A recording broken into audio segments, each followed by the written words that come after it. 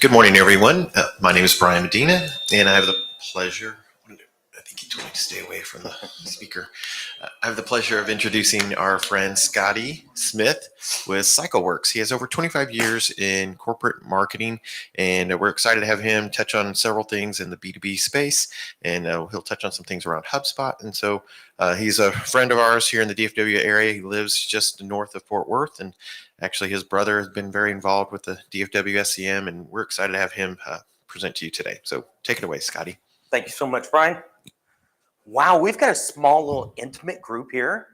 So if you have questions during the presentation, that's great. Just let me know. And hi to everybody here in the room. Are y'all doing okay this morning? Yes. Is this your first session, or did you go to the 9 o'clock one as well? Are you halfway awake? Well, I'm hoping to wake you up a little bit more this morning. So again, I am Scotty with CycleWorks. Let's learn something little. I bet some of the stuff that we cover, you're going to look at and think, I know this already, but I want you to look at it from a different perspective today. So first of all, what we're going to cover who I am and what CycleWorks is. We're going to cover a lot of the sales challenges your sales teams have.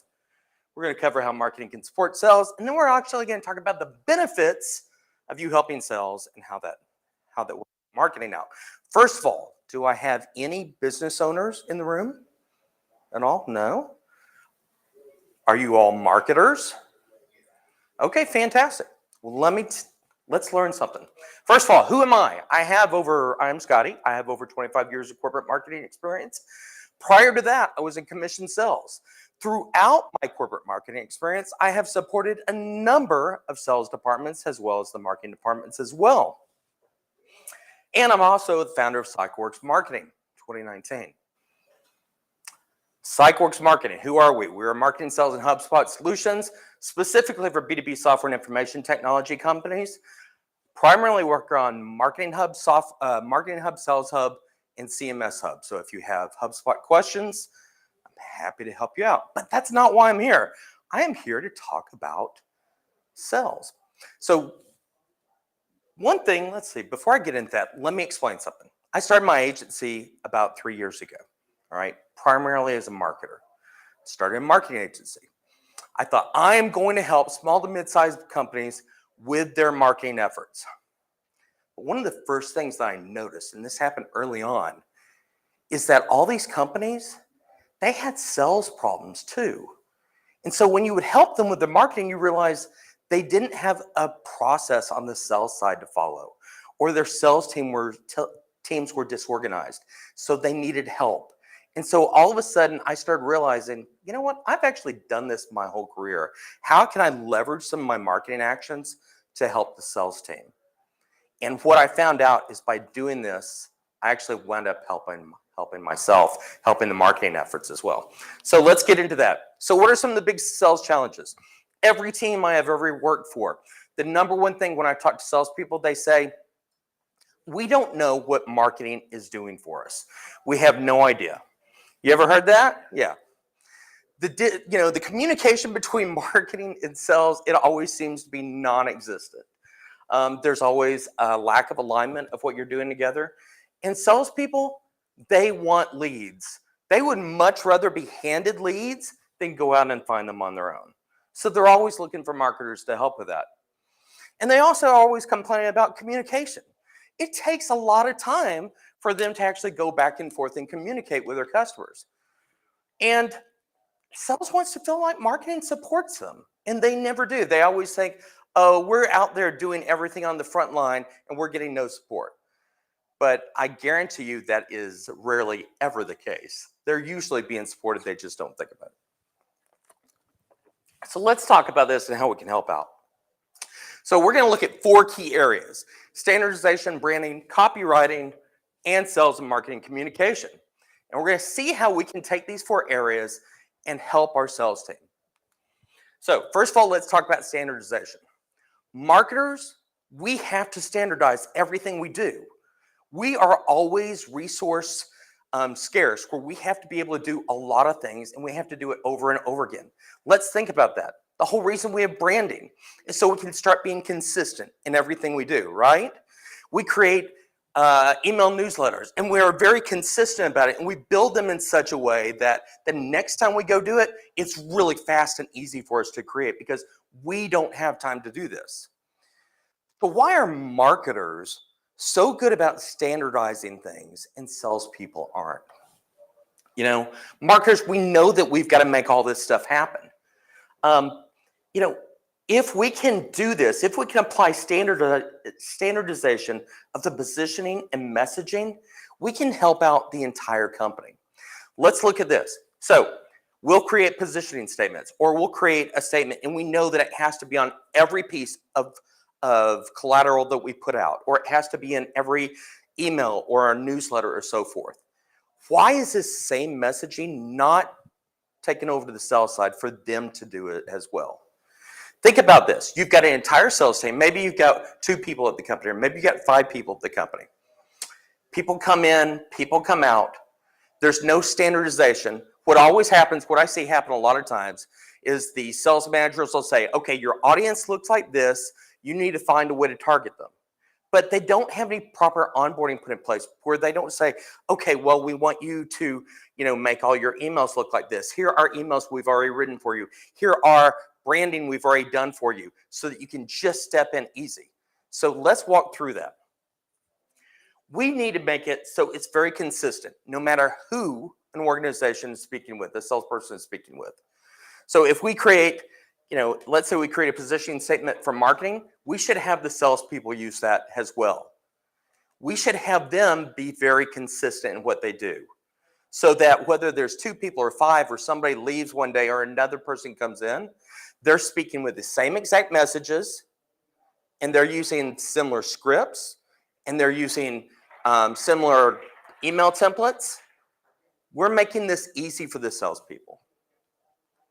All right? Branding. Marketers know the importance of branding. Branding gives us, credibility, authority, brand ID, and it builds loyalty to us. We brand everything, and that's what marketers do. We brand our social media posts. We brand our email newsletters. We brand our, we have the logo that we put out for the company. Everything we do is branded. Think about that. But have you ever looked at salespeople and what they actually use for branding? And we'll talk about this in a minute, but I get emails on the time. I have no idea what company they're from. There's no logos on them. I will be in a presentation with a salesperson. There's no company branding on there. I'm not sure what company they're representing or what they're doing. People will reach out to me online. I have no idea. I'll look them up. No idea who they are with. Why do we put so much effort as marketers on branding, but our salespeople don't? So let's kind of get into how we can help branding for sales. Here are 4 simple ways. Email signatures. This is so basic, but let's talk about email signatures. I get these kind of emails all the time. At a glance, can you tell things that are wrong with it? Logo, not a really great email signature. This one at least says, who they are and what their company is. I can't tell you the number of ones that I get without a company address. Right? Yeah. There's another huge thing. No link to their website. There's one big giant thing right at the very top. Does anybody see it? They're giving me a Gmail address. What would you do if you got an email from somebody with a Gmail address? It's spam. I'm not going to put any credibility to a company like this at all. Okay? It's so easy, but the basics matter. People want to do business with other people. They want to do business with people they like, and they want to do business with people that they trust. First thing that happens when I get a sales email, if it is an interesting note at all, first thing I am going to look up, is that person trustworthy? How am I going to figure out, are they trustworthy? I'm going to look at LinkedIn. All right, now I am bragging a little bit. This is me, but let's look at the difference. Okay? Yeah, you've got a smiling face right here. Would you rather do business with a smiling face or with somebody with no face at all? Okay. I come from a domain, so I believe in it. I'm branded. I have my LinkedIn connection right here. You can look me up. And if you think companies don't do this when they get an email, you are absolutely wrong, especially your bigger corporate clients. They are getting sold, they are getting messages all the time about things, and some of them might be really relevant. But the first thing they're going to do is say, is this a credible person that I'm dealing with? And so we want to put email, it seems so basic, but because it's oftentimes the first interaction a salesperson has with another company, we want to make sure we are putting our best impression. We want to be branded. We want to know every single time that that company or that person that sees this, sees our information, knows that we are in fact who we are and that we're authoritative and we are credible. All right?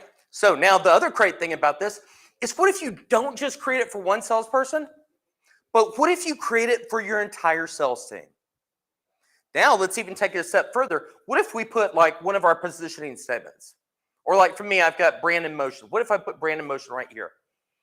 Every time, no matter who the salesperson is, they come into place, they already have an email address or an email signature for them, so that when they reach out to the clients, it all looks like they're the same company. Now, it might not be that big deal one-to-one, but let's think about when you're doing account-based marketing. I've got one client, and their biggest customer is Amazon Web Services. And we are targeting Amazon Web Services with everything we do. So I've got about 4 different salespeople contacting 300,000 AWS members. Don't you think we want to say, no matter which one of those reps contact them, we want to put our best foot forward. We want to be very consistent in everything we do. Okay? So again, this is a very small thing, but it's so important, and people forget about this. And it's so easy for marketers to do and to roll out to the entire company. Now, something very important. So many people forget about this, but in the B2B space, so important. Like I said, the first thing I'm going to do when I get an email, I'm going to go look up that person on LinkedIn. All right? So, does the company page that they have, does the branding of that person match? Can I tell that that person, when I go to their individual profile, can I tell that they work for the same company that they're sending me to or that they're sending information about? You need to be able to show it. So let's look at one of the companies that I manage right here. Fluid IT. You can see they've got their LinkedIn page, looks like that. Each one of their pages, personal profile pages, is now set up like this. When somebody receives an email from them, they click on it, they're going to go check them out on LinkedIn. You see you got a big smiling face right there. I want to do business with somebody that looks like that. Don't you? Credibility, branding. It's these little bitty things that marketers are so good at and salespeople forget about. What are 2 other areas? Name badge. Look at this. I cannot tell you the number of times. This is so easy. I go to networking meetings. I'm the only one that has one of these. But I'll get a call later saying, I remembered you because of your logo in our conversation. It is the tiniest thing. But again, you're constantly reinforcing your brand and your authority in front of other people. Presentations, just like this one. All right, enough about that. Marketing copywriters. Marketers are fairly good at writing copy. That's why they put us in marketing communication, right? However, I can't tell you the number of times that salespeople aren't. They're great at verbal communication. Sometimes they're great at typing. You know, and so I hear all the time, we're not doing enough for you. But let's be honest, we're nearly always putting out sales collateral for salespeople. But let's look at the other areas that we could help. Email templates. Salespeople spend tons of time writing emails. And sometimes they write it over and over again. And as a salesperson, I can't tell you the number of times I've sat down and thought, what am I going to write? How am I going to respond to this person? Or I just had an issue. What do I do? How do I make this better? Somebody didn't show up for their Zoom meeting. Somebody, I've been waiting at the hotel for 15 minutes for this meeting. They didn't show up. How do I respond? What if we could take all that off their hands? And it's so easy to do, and especially the more I get into HubSpot, I realize just how really easy this is. We can create templates for our salespeople to make things really easy. I've got a sales template that says, if you missed a meeting or if I get stood up, I just go to it and I click that template and it says something like, hey, sorry we missed, let's reschedule. I don't even think about it anymore. I've got templates that come out that says, hey, you know, we've sent you 4 emails in a row. You haven't communicated with us back and forth. Maybe it's time to break up. And it's amazing how if you go in and create templates where you find that your salespeople are constantly writing, then what you can do across the board is your entire company, your entire sales team can standardize on those templates. So a new salesperson comes in, they don't have to recreate the wheel. They can start over. They can start right there. They have templates ready to go. This is amazing because it takes so much onus off the salespeople and it helps them communicate and focus more on their customers. Email sequences. What are marketers great at? We're great at doing marketing automation and email automation, right? We know how to do drip campaigns. What if we did the same thing for salespeople? I think marketers should be the ones that are initiating this. Who knows the difference between email sequences and marketing automation, or sequences marketing automation? Anybody? This is kind of like a finite detail that's come out. Email sequences are one-to-one sales emails, whereas marketing automation applies to one-to-many. So as marketers, we're going to pick a segment of our audience, we're going to target it, and we're going to blast emails out, okay? But salespeople are sending one-to-one emails all day long. And they have to do this because if they're sending one-to-many, then all of a sudden they have to adhere to canned spam laws, and they got to make sure people want to accept their messages. But if they're doing one-to-one emails, they don't have to do that. And so salespeople are sending out one-to-one cold emails all day or warm emails all day. But what if you could put several of those email templates together into an automated sequence so that you run a sales campaign? So now all of a sudden, instead of one-to-one, maybe we create a sales campaign where we have 4 emails in a row. Last summer, I ran a campaign where it said the first one was, hi, I'm Scotty, I'm with PsychoWorks. We do this for marketers. We help companies with these big problems. The second one was focused all about sales. Third one was focused all about marketing. And then the fourth one was, hey, here's a cool value-added content offer that you can have. I'm not going to contact you again. All right? But they weren't marketing emails. They were one-to-one emails. They were just automated as a marketing sequence. And that is one of the things marketers can help salespeople with. And as a result, we can help them really drive outbound sales. We're also great about creating scripts. I can't tell you the number of video scripts that I do for marketing efforts, but why not just go ahead and help create some basic audio scripts or video scripts for our salespeople to use? Do you know the number of times a salesperson picks up the phone and leaves a message and they have no idea and they pull it out of their ass every single time? What am I going to say?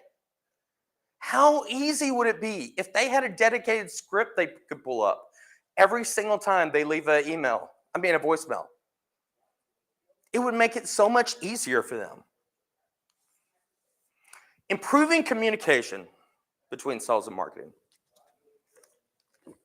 Huge. One of the number one problems that I see people have, they don't talk back and forth. So how many of y'all put out a content calendar for marketing? Do it? You know, where you list, okay, we're going to have This email newsletter go out on this date. We're going to have social media that's going to drop on this date. Our webinars are on this date. We're going to backfill it up. We're going to make sure we're all marked out. Do any of y'all share that with the sales team? I know very few companies that do. And so what I started doing at the last organization I worked with is I actually took our content calendar and I actually started sharing it with sales and sales execs and all the executives. But it's not enough to just share it. Okay? Because what winds up happening is they forget to look at it. Strangely enough, they never seem to understand how to subscribe to calendars correctly. So, handhold them. Go over there, make sure they have it set up. Show them the importance of looking at this. Show the importance of having this show up along with their normal calendar. Why? Because if we're going to be going and putting a social post out on Wednesday, how great would it be if these same salespeople went and shared that post with their audience? If we're putting out a newsletter on Tuesday, wouldn't it be great if they went and made a quick email to all their clients and say, hey, did you see our latest newsletter or our latest blog post that we put out? But if you don't share it, how can you possibly expect for them to know when things are coming out? They've got their own thing. And salespeople, again, they have to be handheld. So what I would also ask is I would put a tickler on your calendar. So once every month or two, you go over to the salespeople and ask them, are you using this? And remind them. And sometimes it'll take a couple of times. But once they start doing it, they will be so appreciative. Now, like I said, if we're doing social posts, we want our salespeople to be engaged with us. But how many marketers expect other people to know how to use social media? The majority of the salespeople I've talked to, they don't know how to use social media correctly. I live in the B2B space, so I'm on LinkedIn all the time. You need to be able to actually teach them how to share. What does that involve? Sometimes that involves coming up with a couple of scripts to make it really, really easy for them, again, to handhold them. You know, hey, our team just put out this great notice. You know, I know it will help you with this. Explain to them what hashtags mean. I guarantee you 95% of the people that are on LinkedIn really do not know how to use hashtags. Would y'all agree with me on that? Don't expect that your salespeople will. They certainly don't.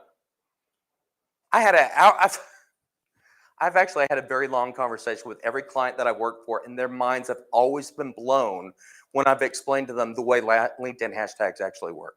Because they truly will come up and they will write some post and they'll go hashtag, hashtag, every time they want to call out something exciting on it. And I keep telling them that's not the way things work. So show them, teach them, make it easy for them. Because when they do this, it takes your messaging and expands your reach. So now all of a sudden, instead of a smaller audience that you might normally be sending it to, that audience is expanding and growing.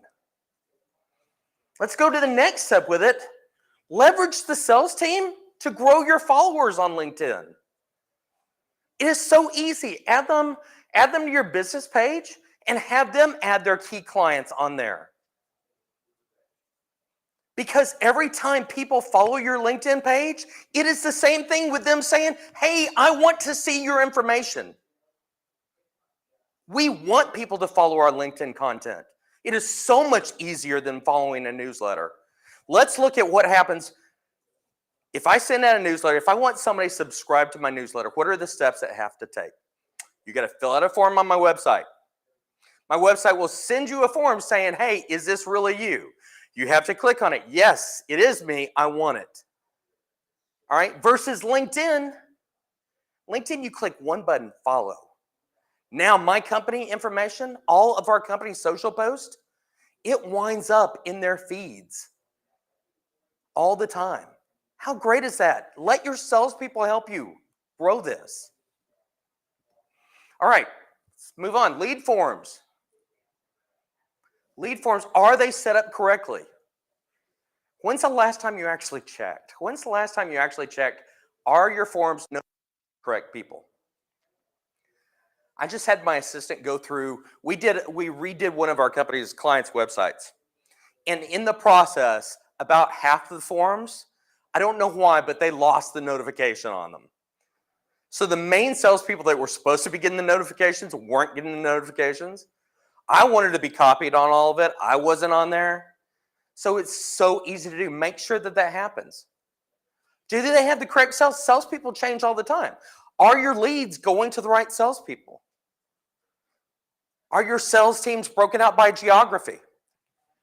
If they are, make sure you have it split so that the right one goes to the right lead or the right contact.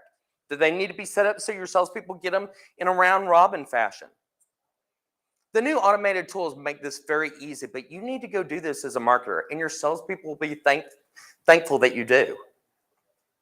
Make sure also they know what to do when they get a lead. Make sure they know the importance of responding right away, because I cannot tell you the number of salespeople that, oh, great, it's a lead, I will get to that in my list. No, it's somebody who's sending you a buying signal right then and there. Make sure that they follow up with it immediately. Sales and marketing communication. So when we start doing all these things, communication between sales and marketing increases. They start trusting marketers more. And because of that, they start feeling that they can communicate back and forth. All right? And the great thing is when they actually communicate, because they're on the front line, if leads are not the right leads, they can come and tell you directly. You can adjust that. We can start making changes in the audience or changes in our messages. But if that communication is not there, then you're always left wondering what is really going on. Why am I having these issues?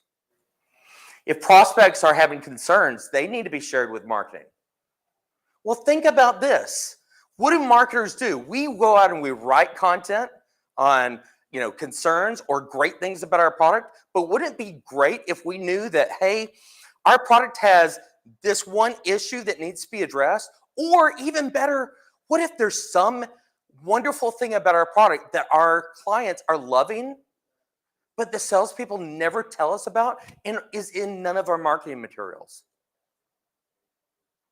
So the benefit of having really great communication is that it helps both ways. So 4 areas we can help: standardization, branding, marketing, copywriting, sales and marketing communication. A lot of these things that I talked about, they can seem so basic, but they have such big, giant implications for you and your companies. And I guarantee when you help the sales team, it will come back to help you so much. And it will help your company. It will help your company grow. You're going to expand your reach. You're going to develop trust. You're going to improve your products and services. All these things are fantastic. So make sure all these things are done and help your branding and position efforts as well. I'm Scotty, and if y'all have any questions, happy to answer them. And if you don't, I'll do a little song and dance. Let's give a round of applause for Scotty. Good job, Scotty. I think we don't need the mic. Is there anybody who has a quick question or thoughts? Or About those LinkedIn hashtags. So can you explain how they work? Yeah, LinkedIn hashtags. All right, this is fun. LinkedIn. On the bottom, when you go to your homepage in LinkedIn, bottom left-hand side, you'll see follows. When you sign up for LinkedIn, you choose which hashtags to follow, right? You probably forgot about it. It was a long time ago when you probably set it up, right? But here's the deal. When you add those specific hashtags, then the LinkedIn algorithms will share your content post with people that follow those hashtags. Okay? So give an example like AWS. So the bottom of our LinkedIn post for one of my clients, Synchronet, we will include hashtags for AWS or cloud computing, stuff like that. So people that follow those type of hashtags will automatically see them in their feed, whether or not they subscribe to them or not. So hashtags can be incredibly valuable. They can get your message out to a targeted audience. So one thing I always work with all my clients on, let's spend a little time at the beginning before we start doing your social media, identifying who your audience is on LinkedIn, what hashtags did they follow, and then let's make sure we include relevant hashtags for various posts that we do. Like I said, I've got one client, they're an AWS customer, or AWS is their main client, but they do several different things. They do AWS Connect and EUC. And so we have different sets of hashtags for each. So whether or not they're actually following our company, they're actually going to see it in their feeds. Does that help? Anything else? I got a question. Yeah. So, the HubSpot scenario, certain companies have the HubSpot marketing automation set up. I mean, is there a certain sweet spot on what's a good company to utilize that platform? HubSpot, I love HubSpot because it can scale from very, very tiny entrepreneurs to small companies to mid-sized companies to enterprise. They have different levels of platform for each. Now, honestly, I make a much bigger commission selling everybody on pro level, but I have several clients that I put on the starter level. And my thought with them is that all you need is the starter level. And until you're using all the features on this, I don't want to see you go up to the bigger level because I think it's a waste of your money. Okay? But even on starter, you get Marketing Hub, you get Sales Hub Starter, you get Service Hub Starter, you get Operations Hub, and you get CMS Hub. It's stupid ridiculous. With Starter, $50 a month for that entire suite, they will now host your website, a secured website at that, with up to 50 pages. Which is ridiculous, right?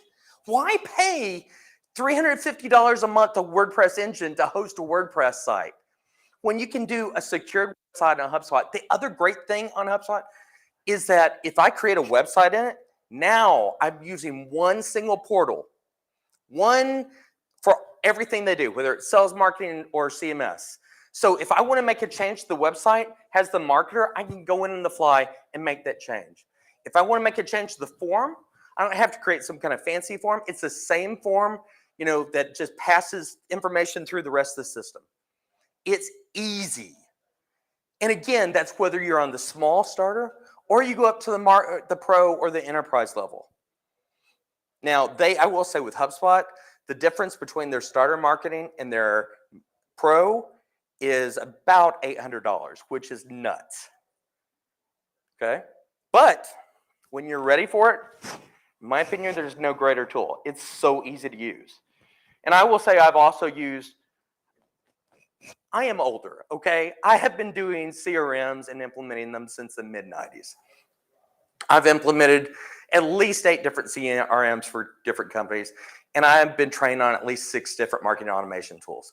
HubSpot by far is the easiest to use. One single portal, it's all built together, and they are innovating constantly. I didn't mean to get on a HubSpot rant, but I could just go on and on and on about it. But any other questions? Did anybody learn something today? Yes. Are you going to look at emails a little bit different? And it's crazy because it's one of these things that's so tiny, but it can make such a big deal.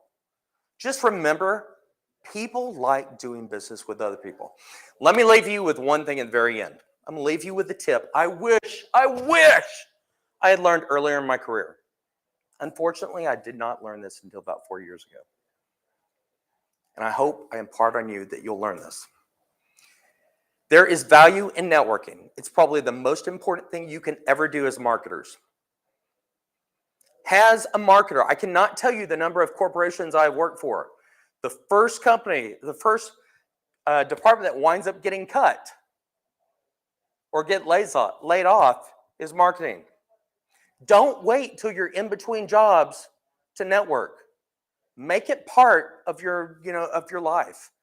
Find ways to connect with other people. Because if you do, you'll never look for work again. I didn't realize this until recently, like I said. And it's made a huge difference in my life since I did. So I hope everybody can take that away with you. Anyway, thank you very much. I appreciate it. Thank you. And we even finished early too. Wow. That was good.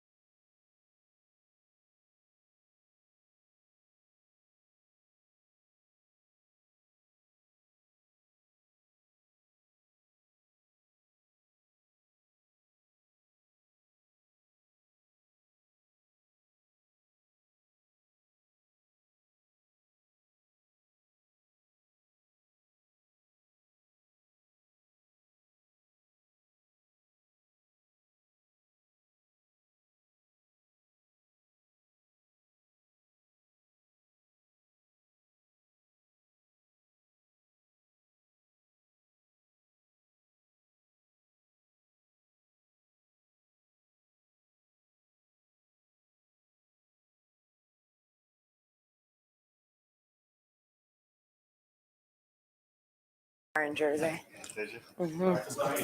Right after the SATs, just wrapped it around a telephone pole.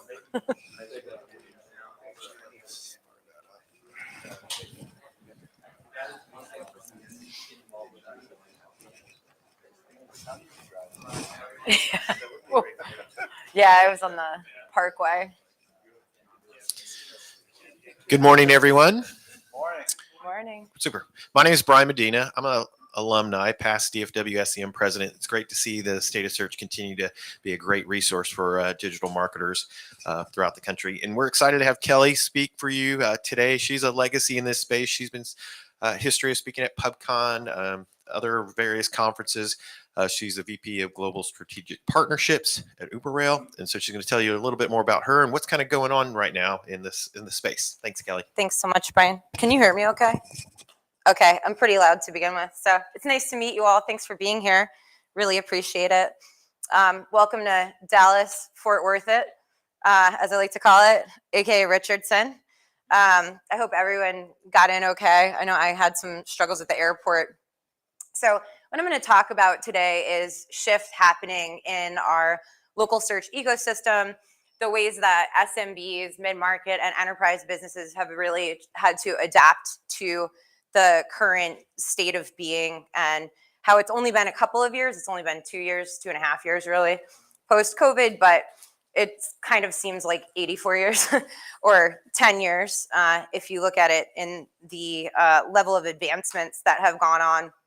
And a lot of these businesses have had to think very critically on how to future-proof their businesses, how to adapt to the change, and how to thrive in this new environment. So you'll see here, the picture on the left is the Mall of America, and the picture on the right is the Mall of Berlin. The company that I work for, UberAll, is actually headquartered in Berlin.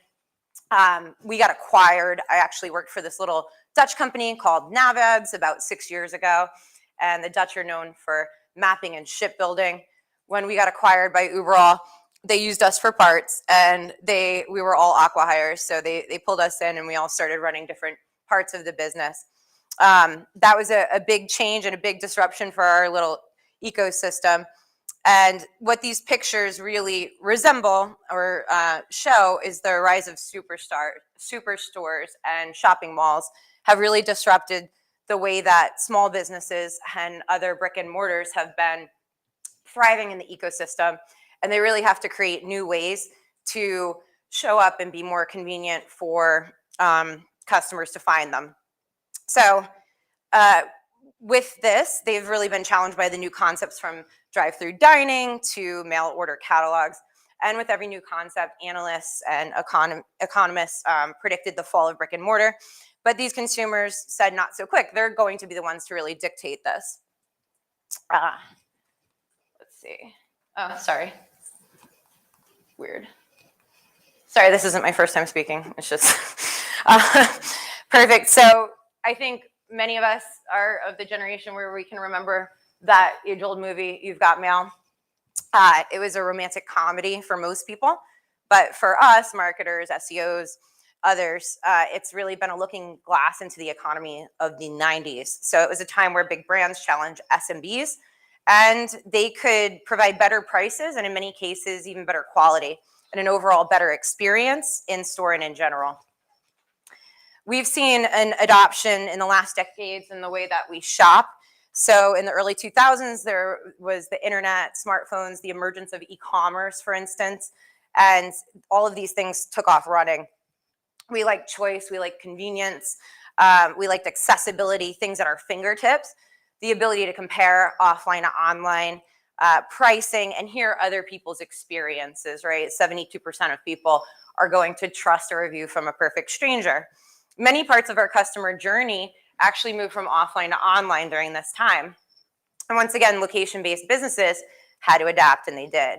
It's a really convoluted ecosystem out there. It was born to support the location-based business, offsite SEO, and there's been more of a transition into a digital-first consumer journey. So what I'm going to talk about a little bit more today is the hybrid CX imperative, and it's really with the acceleration that's happened in the past 2 years, it feels like 10 to 20 years. And in many ways, the global pandemic was a catalyst to this. What we saw as an industry and what we've witnessed is really it was about evolution over the last decade, in the last few years. So we've been creating connected experiences, hybrid experiences for our customers, and about 74% of consumers combine online and offline channels when they want to buy something, and 59% of people always or usually research purchases online. That's true even when the purchase happens in a store. And 9 out of 10 mobile searches end in an action, whether it's a call, click, driving directions being generated to that brick and mortar location. So with this connected experience, it's been a weird time, 9 hours a day of virtual calls. This isn't an environment that's conducive to, a healthy way of meeting and engaging. And I think we've become a consumer first ecosystem where when we shop, we want it and we want it now. So the pandemic really hit a hard reset button. And for many businesses, we saw creative ways that our clients have emerged and transcended this. With eating, I was in New York recently, and we talk a lot about near me search. I was in New York recently. I scouted this diner. I wanted New York diner food really bad. How many people in here like diners? Good choices. So I researched the restaurant before I went to it. It was about 4 blocks from my hotel. It was early in the morning. It was kind of cold. And the reviews were great. They were phenomenal about this diner. So as I'm walking, I'm looking and I'm seeing all of these other diners and restaurants that I could choose above this one that I've already looked at that's highly rated, and chose against it because the validation was there. This was a great diner to eat at, and I was thoroughly impressed when I was there and left a review myself. So it just goes to show that trust over reviews is top of the line. Some of our clients too, like Tesla, they invent services nobody's ever offered. They fix tires and solve problems, and it makes one forget to look for the best deal. So typically when vehicles' lives are over, about 85% of the time, before heading to the junkyard, their tires weren't changed. It's sort of a waste of space in having the feature of a replacement tire in the vehicle. It takes up all of that time and space and energy. So to Tesla, this didn't make sense to include a spare tire in the vehicles that they're taking off the factory line, because it's only needed about 15% of the time of the life of that vehicle. In place of a spare tire, there's something called a TPMS sensor. This informs the driver when their tire pressure is low. It gives them enough time to actually go to a service center or call a Tesla technician to come out and change the tire. Now, it decreases the risk of getting flat tires if it can sense that there is a nail in the tire, for instance. So this is what we call like a rapid response. They've solved a problem. Now, the funny thing about this is it costs $230 to repair one Tesla tire. And it's a $55 installation fee for them to go through and balance that tire out and balance the vehicle out on site. And they have a device that does that when they come out to you. So super convenient, right? They're making a killing off of this by charging $230 plus $55. At the end of the day, if I'm a Tesla owner, they're bringing the experience to me and doing it on site. And it's a convenience fee that I'm willing to pay. I don't have a Tesla, I have a Hyundai, but I would be willing to pay that to not have to go to a service center, for instance. So during COVID, it was all about convenience and updates. And even after COVID, we noticed that. So we needed to educate these small businesses on really how to capture more customers on an ongoing basis and deliver the best customer experience that they could possibly give. That's really what differentiated them from the winners and losers. And for instance, we had a lot of partners that cater to hair service clients, hairdressers, beauticians, barbers. What they did was they got smart about how they're going to cater to their clientele. They couldn't actually legally service clients at their place of business. But what they ended up doing was creating custom mixed hair coloring kits and walking their clients through it, sending that kit by mail to the client, dropping it off, walking them through a virtual instance where they're showing them a couple of things. One, how to apply the dye themselves. Two, that it really sucks to do that. And the moment you can, you're going to want to get back to that hairdresser to do it for you. So walking the customers through the process, but reiterating how difficult it was. And there was really this massive pivot where customer experience in the world was key. So serving information up on a silver platter to customers, making things more findable and convenient. How many people in here use Google Business Profile questions and answers by a show of hands? Perfect. Creating those FAQs for the small business all the way up to the multi-location level is key. Making sure that customers have questions, answers are really going to cut back on customer service inquiries, calls to that business, where the calls are going to be more lead generation, driving business to that location. What we've also seen post-COVID is a massive emergence in voice search. So we actually conducted a voice search readiness report with a sample of about 100,000 businesses globally, major metros, rural areas, all of that, anything from a small business to a big brand. And what we found was there's 6 major components of a location's data that's typically missing or not optimized for a voice search. And that's your traditional NAP, your name, address, phone number, your website, your hours of operation, and your business description. And what we found is that 44% of all businesses are prepared for voice search readiness, or have a good voice search readiness score. What I'm going to tell you is the tips and tricks that you can use to optimize for voice search. So one, attributes, right? Making sure all of those components that I mentioned are filled out in a robust manner. And then with that, there's 33 million connected devices for voice search in North America alone. And this is a massive opportunity. That stat's from 2018. It hasn't been updated since. So there's got to be a massive influx of even more connected devices or voice search devices. How many people in here use a voice search device on a regular basis? Show of hands. Perfect. Thank you. So there's sort of the traditional voice search ecosystem. That's Siri. That's getting pushed to by Apple Maps. You have Microsoft Cortana, which is being pushed to by Bing. You have Alexa, which you can get to directly, or you can use Yelp, I hate to say it, to push to them. And then we've also got Samsung's Bixby solution, which gets pushed to by Here or Foursquare. Foursquare acquired Factual December of 2020. So it's this convoluted ecosystem that makes up that voice search journey. And then you have Google Assistant and Google Home, which get pushed to by Google.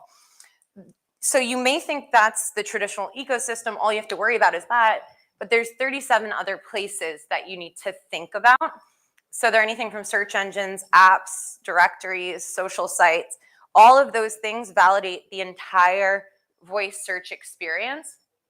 The reason why voice search is so important is with traditional search, when we're on a desktop or a laptop, there's 10 search results that are returned to you. For mobile search, there is actually 3 search results returned to you. With voice search, we call it position 0. So it means there's 1 search result returned to you. My mom is a small massage therapy practice out of home. She's been there for 10 years. She outranks a Massage Envy that's 350 feet away from her. Now, I'm her daughter, like she's very fortunate as far as marketing is concerned, but she outranks them on voice search and she wins every time. So a lot of what she's doing is covered here. Just covering too, Ulta Beauty is a client. This is our CEO with their Glam Lab app on his face. So Ulta Beauty realized it's really easy to figure out makeup colors from afar in a virtual instance, making it easier for consumers to buy certain shades of makeup tailored to their features. And with this, it's a virtual try-on experience. So they place QR codes through their retail stores to enable customers to try on about 10,000 products overall. And it's just goes to show the magic of AR on mobile devices. So with our highly fragmented hybrid customer, online to offline, journey, technology has really become an important companion overall to bridge the gap between online and offline businesses.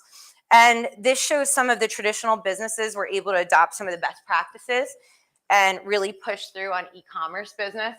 So the slide deck will be available later too, right? Yeah, okay, perfect. So this sort of gives you a how-to guide, the usability, what makes a great user experience overall. And consumer behavior now reflects the hybrid customer journey. I know I've said that a lot today. It's sort of a buzzword that's out there. But when we talk about the different touch points to best suit their needs and preferences in the moment, when I'm a consumer, I'm doing a demand-driven search. I'm searching with intent. I want it now. I want to go find the best solution for me, the best price. And the thing about it is differentiating the customer experience is always key here. And when we think about what's needed to equip those local businesses to compete in the new current reality, the biggest question is how can we help them be competitive in the experience that they offer to potential customers? So it's crucial that it's not just about online versus offline, but consumers do not choose a specific channel, for example, e-commerce, right? For the sake of it, they choose it for the experience that it offers. And to keep that in mind when you're thinking about how to better help the businesses that you cater to. And yes, online stores do use technology to create customer experiences, but what else should they do right? They're online stores, so let's not forget they're actually a hybrid themselves. This is the Forrester study that I mentioned a little bit earlier. When we're looking for ways to help our partners and clients navigate in this new world, we actually put together extensive research, well, Forrester did, by using our data. But what we found was basically organizations prioritizing initiatives that support the hybrid CX journey are paramount, and about 70% of companies lack confidence in their ability to deliver that hybrid CX. There's challenges with data security, 67% of the time, team alignment, 66% of the time, and legacy technology, 64% of the time. Those are the biggest hurdles that they have to get over. I can send you this study too. If you want to message me, I'm on LinkedIn. And I'll also, if anyone wants to come up afterwards, give them a business card. When we also talk about online businesses, there's very large multi-location brands, right? This is more for SMBs looking to create a competitive advantage to outrank or to compete effectively with those local to global brands. And in the context of local businesses, local search, for example, and a business's ability to show up when people search for it nearby based on proximity, based on intent, it's basic requirement to make the customer experience happen in the first place. So this also shows us how crucial it is for businesses to think from their customer's perspective. Pretty much a no-brainer. In reality, businesses still focus on their revenue a lot, and for good reason. It's their top goal. The problem is, though, they lose the customer centricity. So some important takeaways. It's not just about online versus offline, but about how to compete on experience. And secondly, using digital technology to enhance customer experience is not monopolized by online businesses or the very large multi-location chains, but a very relevant measure to compete on experience for small local businesses as well. So, does anyone have any questions for me? Okay. Well, great. I've got like 10 more minutes. Sorry. Thank you.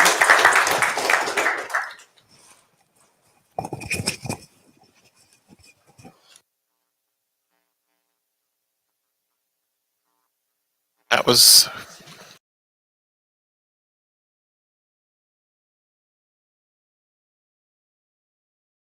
questions for Kelly. We got her here. She knows the stuff. Let's. Does anyone have any questions on voice search or how to use it, how to leverage it? Why don't you expand a little bit on that? Okay. So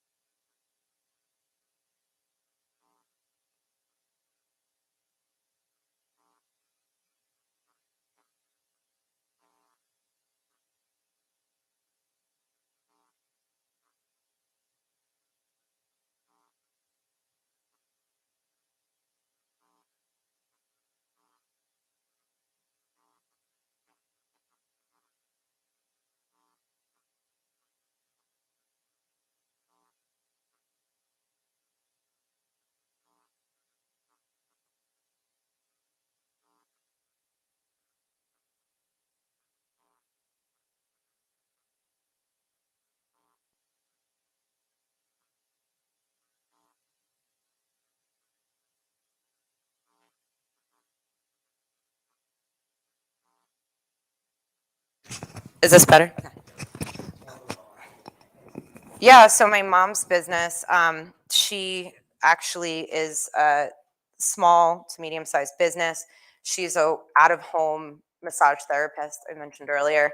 She really caters to the geriatric crowd, folks that have had cancer, so an oncology crowd, and clients that like Swedish massage.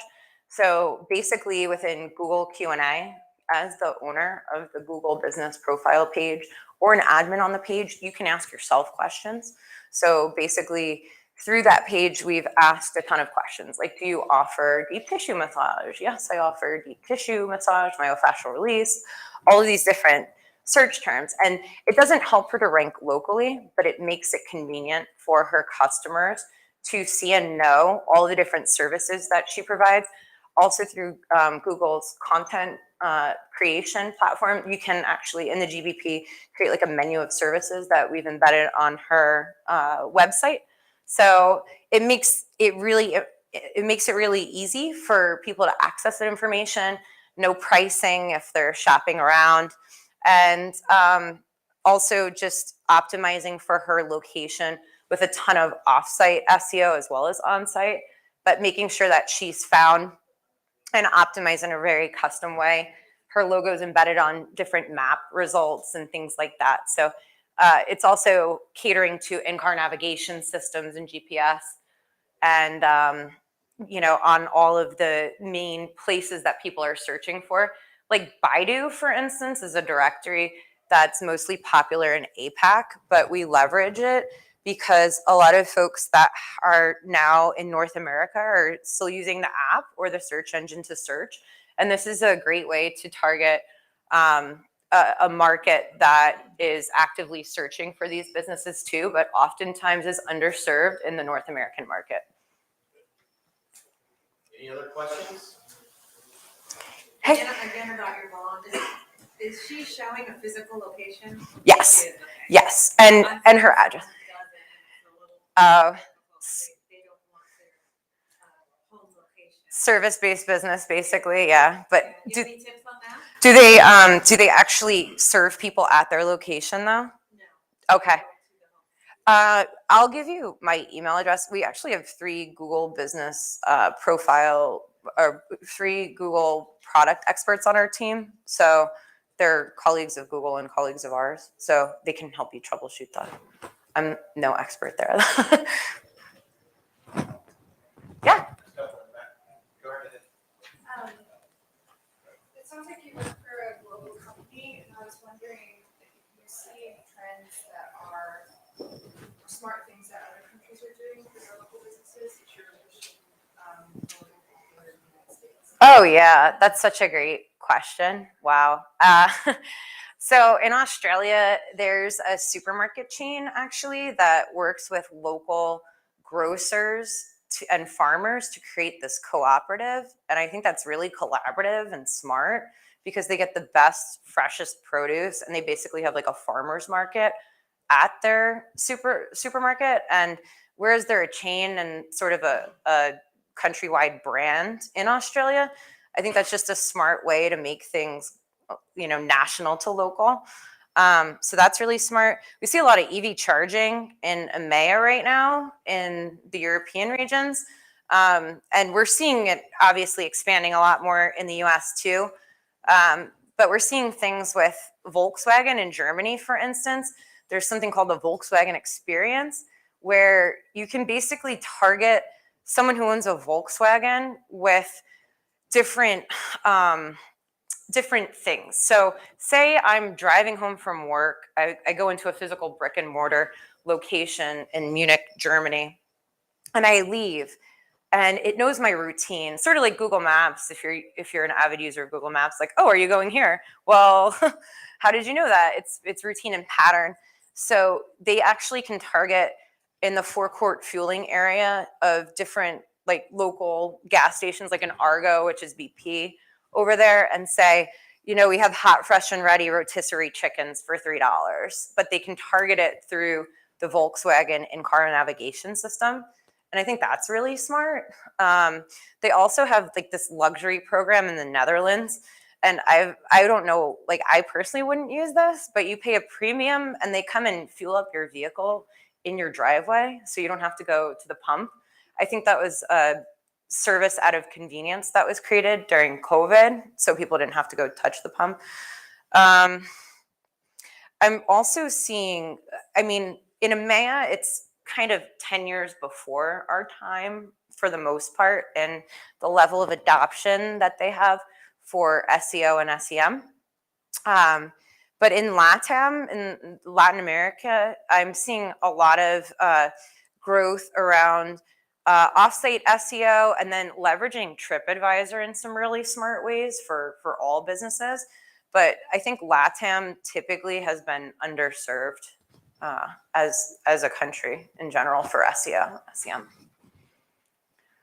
What's your, another question? Yeah, just, so we're talking a lot about hybrid, commerce and offline and online, multi-touch world, so many touch points before a customer makes a purchase.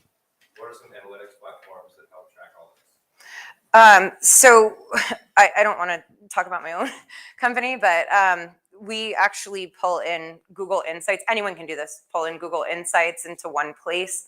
And then we also pull in Facebook Insights. We also tap in direct to the APIs of a lot of the other publishers to pull all of that in one uniform view. Moz is a great company that does this. They pull everything all into one place and make it really easy and seamless for the user. And then Stat Analytics too, on top of that, it's a really powerful choice.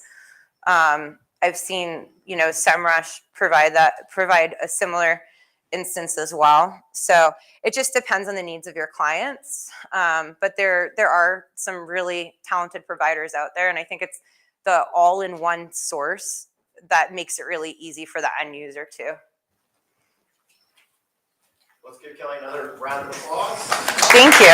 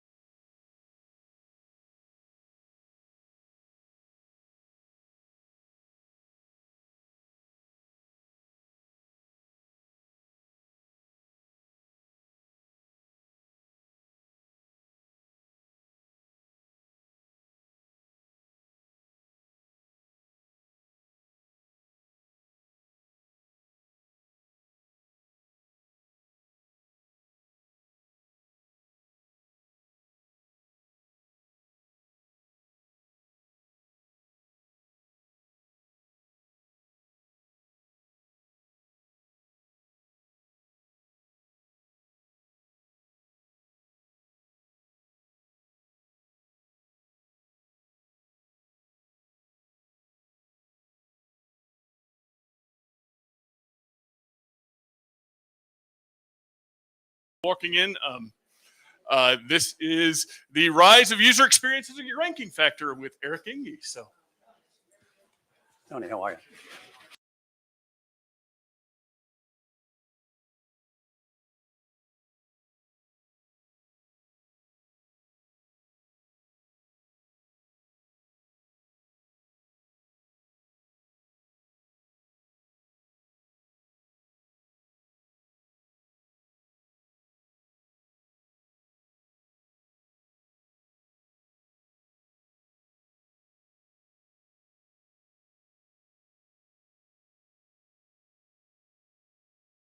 okay, everyone, thanks for coming in after lunch. We've got an amazing session for you today. This is Eric Inga, who is a longtime friend of mine, friend of DFW SEM, and webmaster SEO extraordinaire. So I'm going to let him introduce himself, and without further ado, here's Eric. I don't need a mic. Okay, I got got it. this one here. Thank you. All right, thank you. Yeah, just to add, I mean, I've been involved in SEO for over 20 years. I was lead author on the book, The Art of SEO from O'Reilly Media. Yeah, just been doing it. And hopefully have a few things I can share with you about user experience as a ranking factor. I am going to cover like the obvious stuff, like the page experience signal. But there's other things that we need to think about in the user experience like EAT, and other aspects of how Google behaves. The Search Quality Raters Guide has a lot in it too. And it's important to understand that when we think about putting together our overall SEO strategy. So first, I apologize, it looks a little blurry up here, but this is actually a search session on health. And it starts with a query that says, nausea, headache, pregnant, what's wrong? And this is, by the way, this is data sourced from Bing, as I said over here. This is an actual search journey of someone where they went through a number of steps before they found what they were looking for. And part of it was they didn't know how to ask the right question to start with. This stuff is really, really common. In fact, this is more common than somebody enters a phrase, they come to your page and they convert. It's far more common. But this particular sequence lasted, 15 minutes cumulatively before they found out that they were interested in content on the first sign of gestational diabetes. Just another example. This one is a little bit of a different example because the first one was sort of about the user journey. The second one is about how frustrating it can be for a user to get what they want. So they start here with a query on Merrill shoes, right? So that's, relatively specific. And then they actually go to onlinestores.com, then they go to Merrill.com. They searched on Merrill shoes and they can't find what they want on Merrill.com. Something seems wrong with that picture, right? But in any case, they begin working down their way. They go, this is from a few years back. So they went to a site, NextTag, and a bunch of other sites. And they finally end up on easyspirit.com, and they buy shoes there. So they started with Merrill shoes, but they bought somebody else's product. So that is a bad customer experience right there. And the reality is, even though you might think the search engines love this because they get a lot of usage, it turns out that these kinds of experiences are frustrating for users, and it leads them to not being happy with how difficult it was to get to what they wanted. So with that in mind, next I want to talk a little bit about some of the messaging that Google has been giving us about how do we deal with them and how do we rank better and these kinds of things. And so here's a tweet from Danny Sullivan in 2019. It started with being about BERT, but he basically says, there isn't really anything that you can do about BERT, and which is true, by the way. But the fundamentals of us seeking to reward great content remain the same. Okay, Well, let's go a little further back, again from Danny. Want to do better with a broad change. Have great content. Okay, messaging is beginning to get consistent here.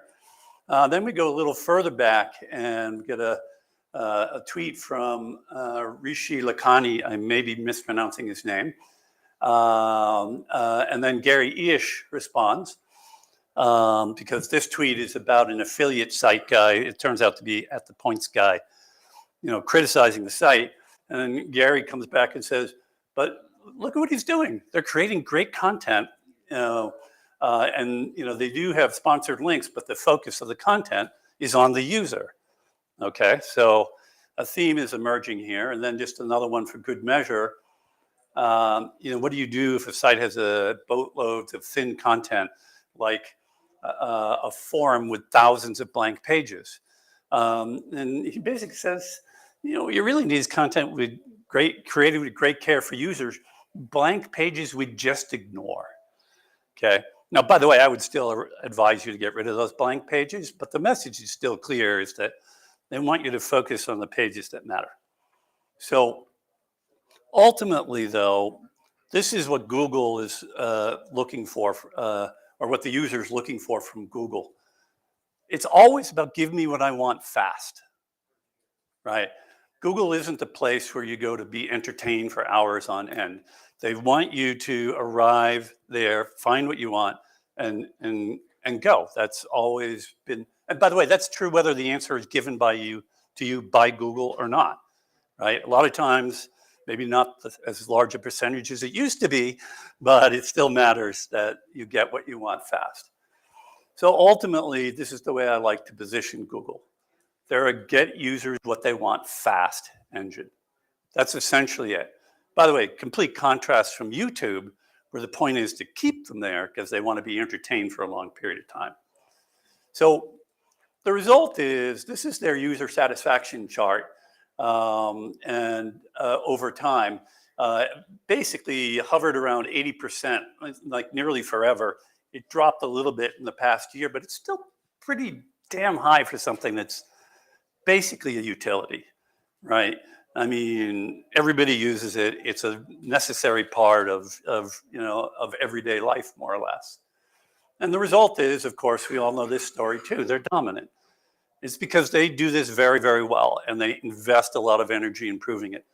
Don't get me wrong. I'm not trying to be a Google apologist here. I'm not saying they do everything perfectly, or they don't manipulate some things in one place or another, and that they're certainly out to make ad revenue. All of those things are also true, but they really have to do a good job of preserving that market share, because that's where all their ability to make their money comes from.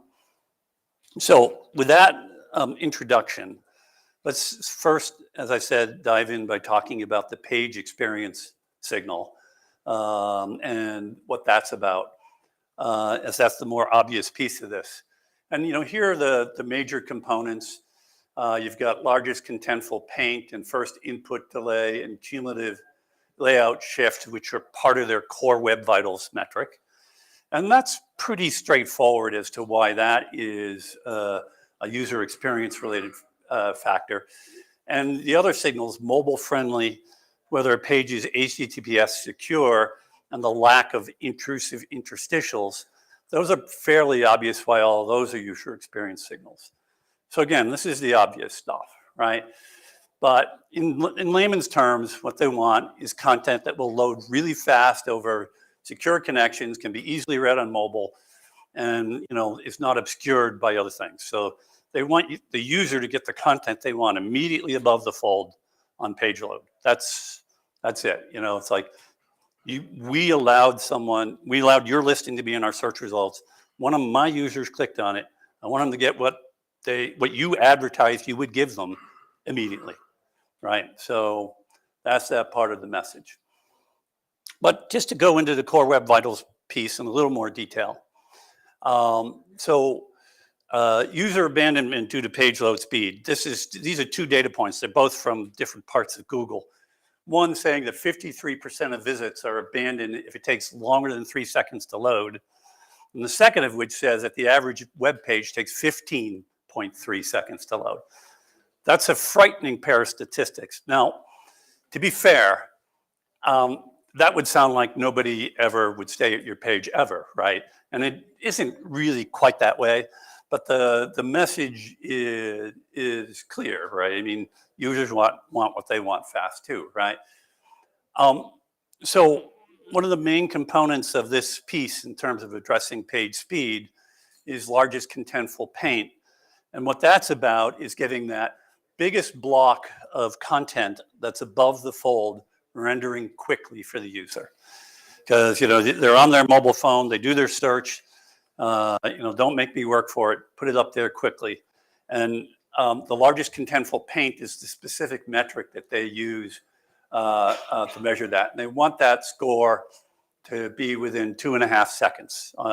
So that would be, I think it's more than, Tony, you might know the percentage. Some large percentage has to load within 2.5 seconds or less. So can be any of these kinds of elements, by the way, that could make up that largest content element above the fold. So next up is first input delay, which is basically a measure of when a user clicks on something, it takes the page some time to respond, usually because it's busy with something else, right? It might be processing some JavaScript or something along those lines. And therefore, it's a little bit sluggish in responding to the user click. And so what happens is the user ends up responding before even the first initial thing happens in response to their click. So that's another aspect that they've put a lot of emphasis on. And here, they want a rating of better than 1/10 of a second, which is a relatively tough metric to hit, actually.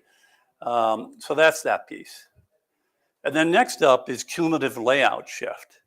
So this is an interesting one because basically, let's say you do load your main content very quickly and the user decides they want to click on something right here. And at the moment they click on it, because the page is still rendering, stuff shifts and an ad pops up and they click on an ad. And that's an extreme example. Even if it's just like the thing they clicked on just went away and because there's something else and it doesn't, it's just a bad experience. Once it renders, it should stay wherever you rendered it. So there's really easy things to do in the way you code your web pages to address this kind of thing. And then for HTTPS, it's been around. I won't spend that much time on this one, but it's been around for a long time. But the reason why it matters is there's this thing called a man-in-the-middle attack. And an easy way to think about it is when you first try to go to a web page from your hotel room and you're not currently online, the hotel room inserts some content. You don't get the page you requested, right? Because they want you to sign up. That's not malicious specifically, but there are other situations where out on the open web, and there's like 4 or 5 different ways you can do it. Somebody at a particular router or web server in the web can hack their way in there, intercept the web page on its way to you, and change the content. All right. And that is something that, obviously isn't good. And by the way, the fact that we have HTTPS doesn't 100% solve this, but it makes it a lot harder to do. So that's why Google has pushed for that. And then the problem with interstitials, right? Get something blocking the content. So it's violating that principle that I talked about. And once I click the search result, get the thing to render for me that I want very fast, right? Where, right out of the box. So that's that piece. And then mobile friendliness actually has several components. Here I'm just highlighting one of them, which is, your buttons being tappable, like, thumb, right? Thumb, it's big. If it's a mouse size item on my phone, I won't be able to click it. And there's also text too small, for example, or the viewport wasn't set so that the content would dynamically render in the mobile phone space. These are all the kinds of things that can go wrong. So that's why that matters to them. But I mean, ultimately, what it gets back to is what I said before, but to summarize it in another way is, what good is it that you have the best content in the world on a given topic if the user gets frustrated before they get it, or how they get it, or they just give up because don't get it in a timely enough manner? So this is part of the user experience story. But now to take a little bit of a shift, I want to talk about something else that has been prominent in SEO conversations over the past few years. And that's this notion of entities and relationships. And this is just a very simplistic example. But imagine that everything in the circles is an entity, and each of these lines between circles describes a relationship. Okay. And you can see that, Elon Musk, inventor of the Tesla Model S, founded many companies. I haven't even listed them all here, by the way. But he's founded many companies. He's been a student a couple of places, but he's also been a child of someone. He was born in South Africa, I believe. He has children. I'm not sure how many dozens at this point, but that's a whole nother. Yeah. Okay.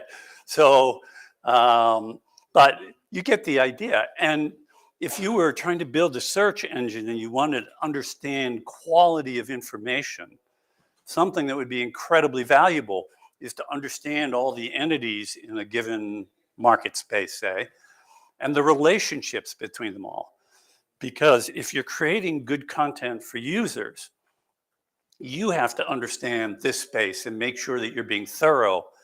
Remember that first two slides I showed of those user journeys, where they involved a dozen steps or so, right? And the fact that the Merrill shoes people couldn't even successfully sell Merrill shoes. In fact, they managed to get that lead turned into something that bought a competitive shoe. You've got to really do a good job of mapping these spaces. And Google is very concerned about that. And as I said, it enables them to get a better understanding of content quality. And in addition, it gives it the ability to better understand link quality and relevance to you. And the reason is because it can tell when the site that's linking to you is highly relevant versus tangentially relevant or not relevant at all. And it can do that in a much more refined way with this kind of information. So now I'm going to shift gears again and talk a little about EAT, the Search Quality Rater's Guide. First, let's talk a little bit about the Search Quality Rater's Guide. Basically, it's instructions to a whole staff of people who are called, you would have guessed it, search quality raters. And this is the guide to instruct them, how to look for problems in the search results. And what those raters do is they manually review search results for various queries.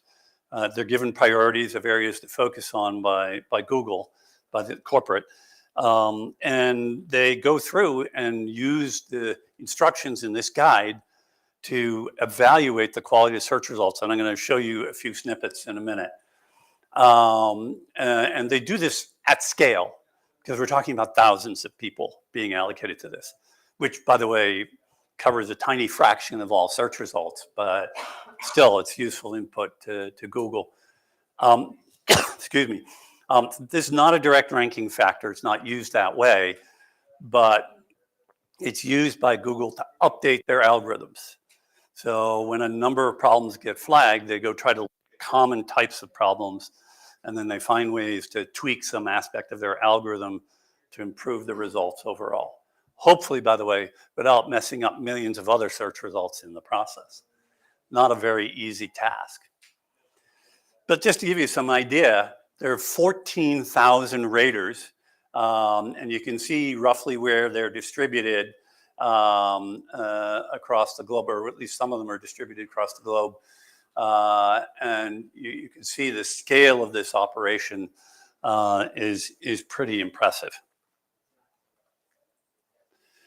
So this is Google's own summary of what the Search Quality Raters Guide is about. And they want people to evaluate, does the page achieve its purpose? And then, what's its purpose? Well, that's implied at the very least by the title tag of the page and the heading tag collectively. But they also want to see if the page is harmful, and then they want the user, the rater, to go through and assign a rating to the page. And I'm going to go into this in a little more depth in a moment. And then if they're going to give it a score of needs met, and we'll talk about various levels of this score in a moment, but this is things, basically they want to assess how useful the result is for a given search query. So if the page purpose, as implied to its title tag, matches up with a specific search query really well, then does the promise made by that title tag, match up in a way that will provide a really good experience for the user clicking through to it. So, they really do want the rater to determine the user intent too, which is sometimes quite complicated. For example, the first search result query, the woman that ended up finding out or querying about gestational diabetes, she started with a query that was actually, not directly related to what she found out she needed to dig into, right? So it was sort of early causal relationship to it. It was a very complicated journey. So figuring out user intent can be pretty complex. And I'll get into that in a little bit more in a moment.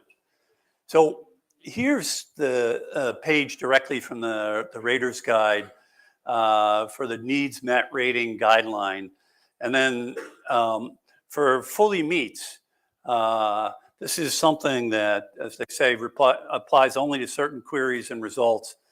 But basically, almost all mobile users would be immediately and fully satisfied by the result. Again, go back to those first two queries I gave you, and not even close, right, with their needs fully met. So if you think about the implications of this, it might suggest that you need your content to be very thorough and in-depth and cover a lot of different scenarios in order to get a rating like this. And so here, highly meets is helpful for many or most mobile users. Some might need more information, and then it goes all the way down the scale, to fails to meet, which basically sounds like the page is crap. So with that context, let's now take a little bit of a look at EAT, or expertise, authoritativeness, and trustworthiness.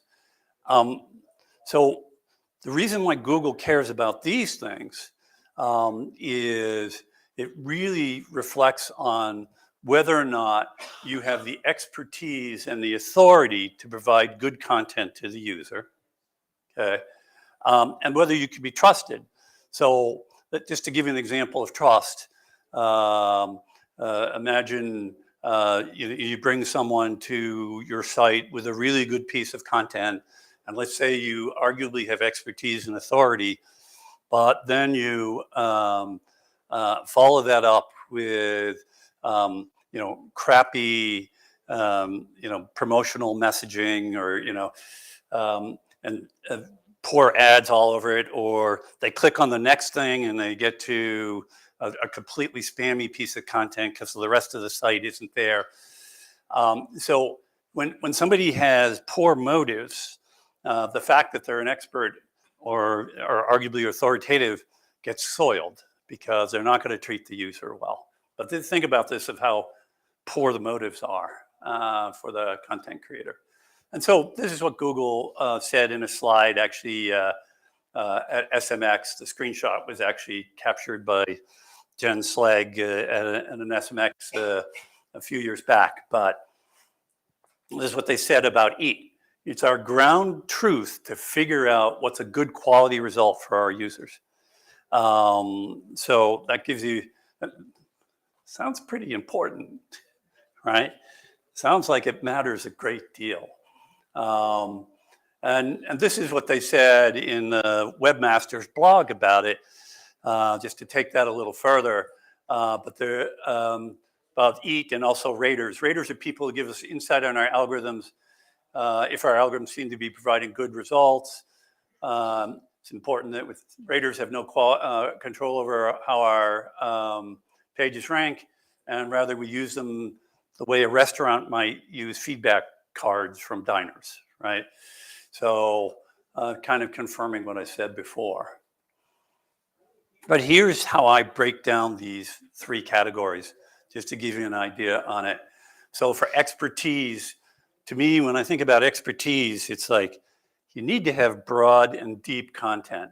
You need it to be accurate, and you need it to be high quality, which it's probably high quality if all those three things up top are true. But again, I want to get back to getting the user their need without them having to go to any other sites potentially. And then authoritativeness. I kind of link that first back to expertise.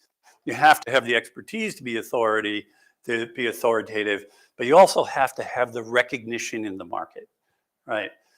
We don't get to declare ourselves an authority. The market does that for you. Other people have to make that statement, right? And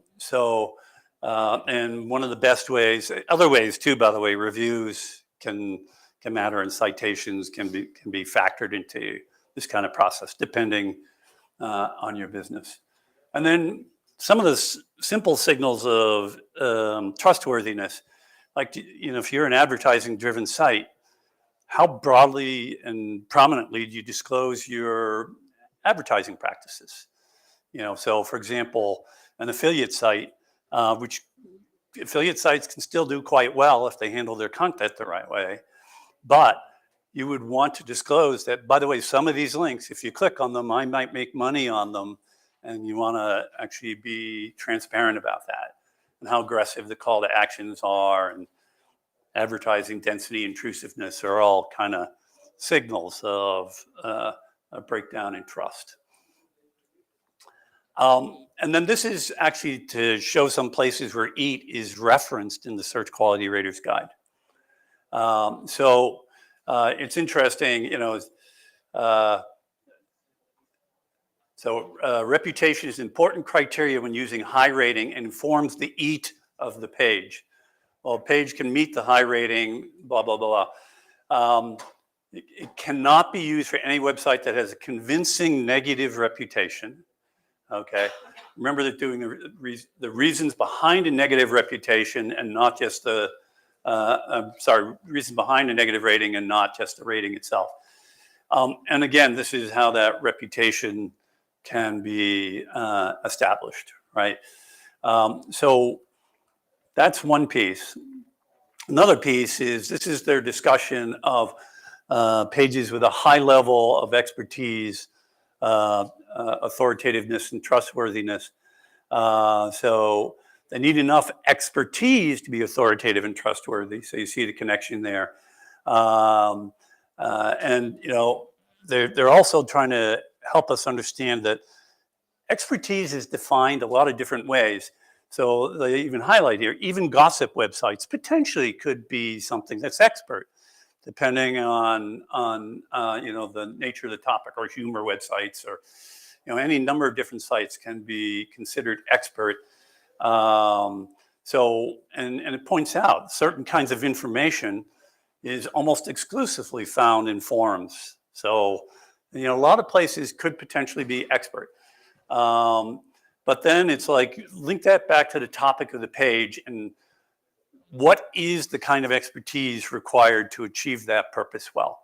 So the context dramatically affects whether you're actually considered as an expert. So, high quality news articles and information on scientific topics, those are, potentially another standard, right? And in case of scientific topics, you would want scientific consensus on the topic.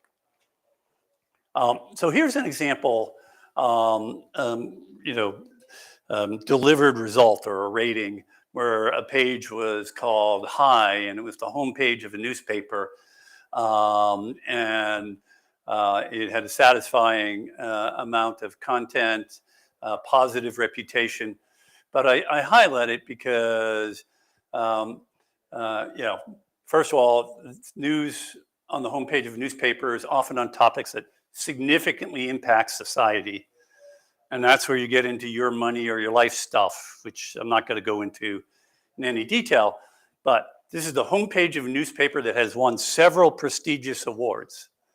So there's another signal that can relate to whether you're seen as authoritative or even trustworthy in this case, right?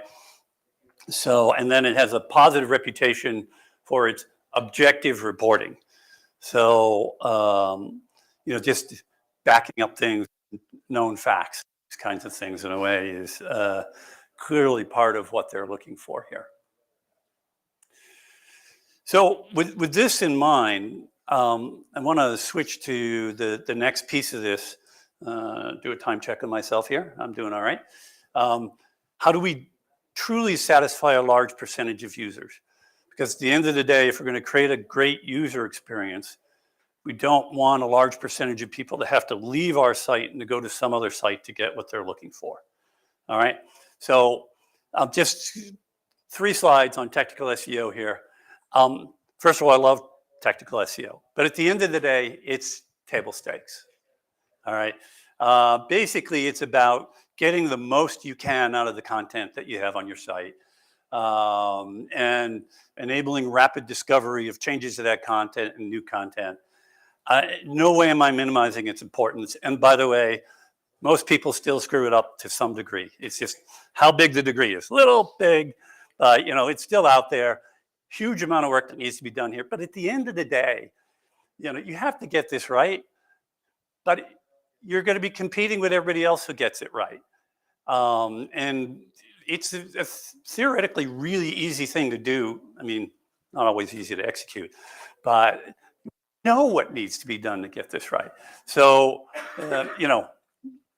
that's just that. We just need to understand this piece plays its role. It's an enabler, but we win or lose based on the quality of our content and how well we promote it and we get people to recognize it. That's the game. All right. You must do this, but the game is about what you do with your content and how you promote it. And, it reflects itself, by the way, in Google's ranking factors. So at the end of the day, relevance and quality, they have the most weight. You will never get a Tupperware page to rank for used cars. I don't care how many links you get to it. It's completely irrelevant, right? So just, understand that that's important. So if you don't have relevant content, you will never rank for the term. And you look at the Google updates, and there's been for the past 3+ years, 4 years, I guess, at this point, where clearly a big part of all of them has been in better understanding query intent, better understanding which websites fully meet that fully meets, I should have said meets, right? But that user intent, like we saw in the Quality Raters Guide, and the next few questions that are going to follow from the user after that. All right. And this is a really important concept, right? And I've said it in several different ways. And then provide a superior customer experience. So just to call out another piece of that, if you look at the helpful content update, there were 3 key points that they made about this. Are you producing lots of content on topics in hopes that it might perform well in search? So the suggestion here is maybe not everything's relevant to your topic, okay? Are you using extensive automation to produce content on many topics? Sounds like automation might be bad. We can maybe talk about that later. And are you just summarizing what others have to say without adding much value, right? So these are things that they're concerned about. And here's a white paper that Google published that relates to this conversation as well, which is how people decide, similar to those first two slides I showed, and what it's like for them in search is there's a trigger that starts them to go off and do something.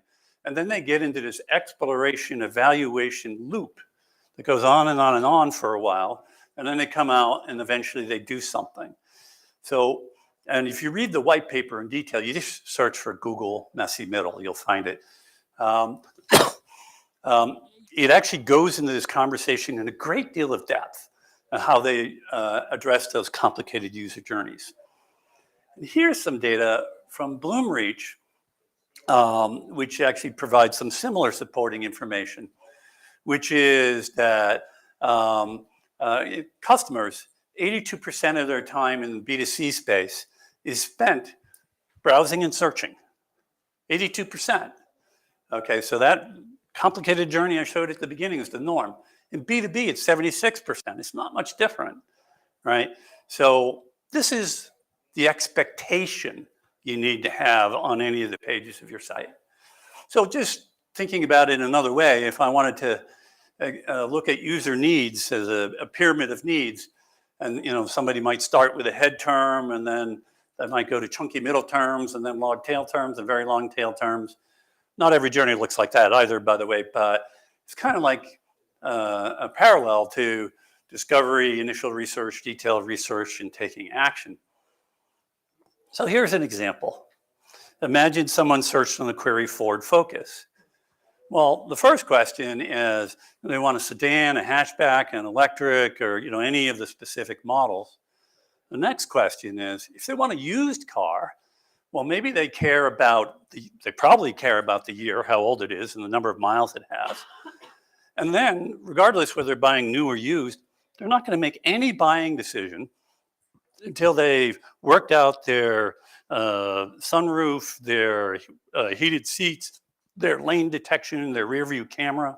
And they get all these options and all this detail filled.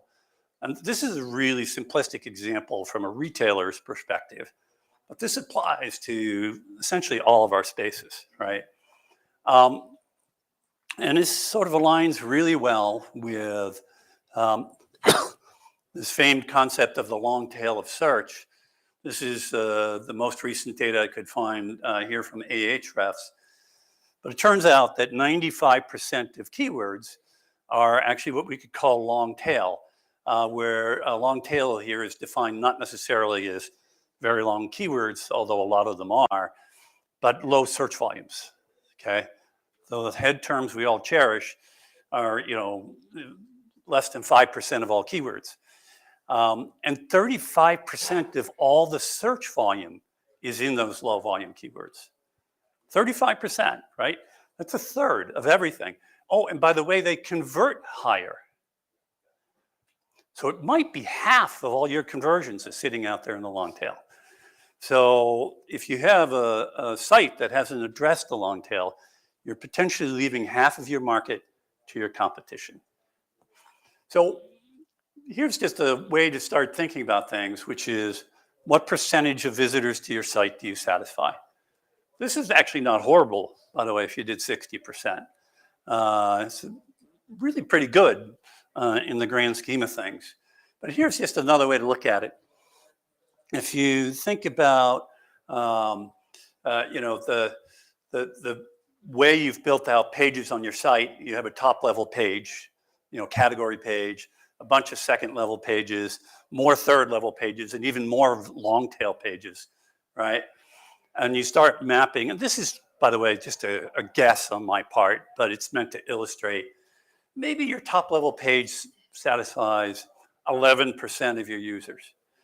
And then your second level pages might satisfy another quarter, roughly. And then the third level page is 18, and your long tail page is 15.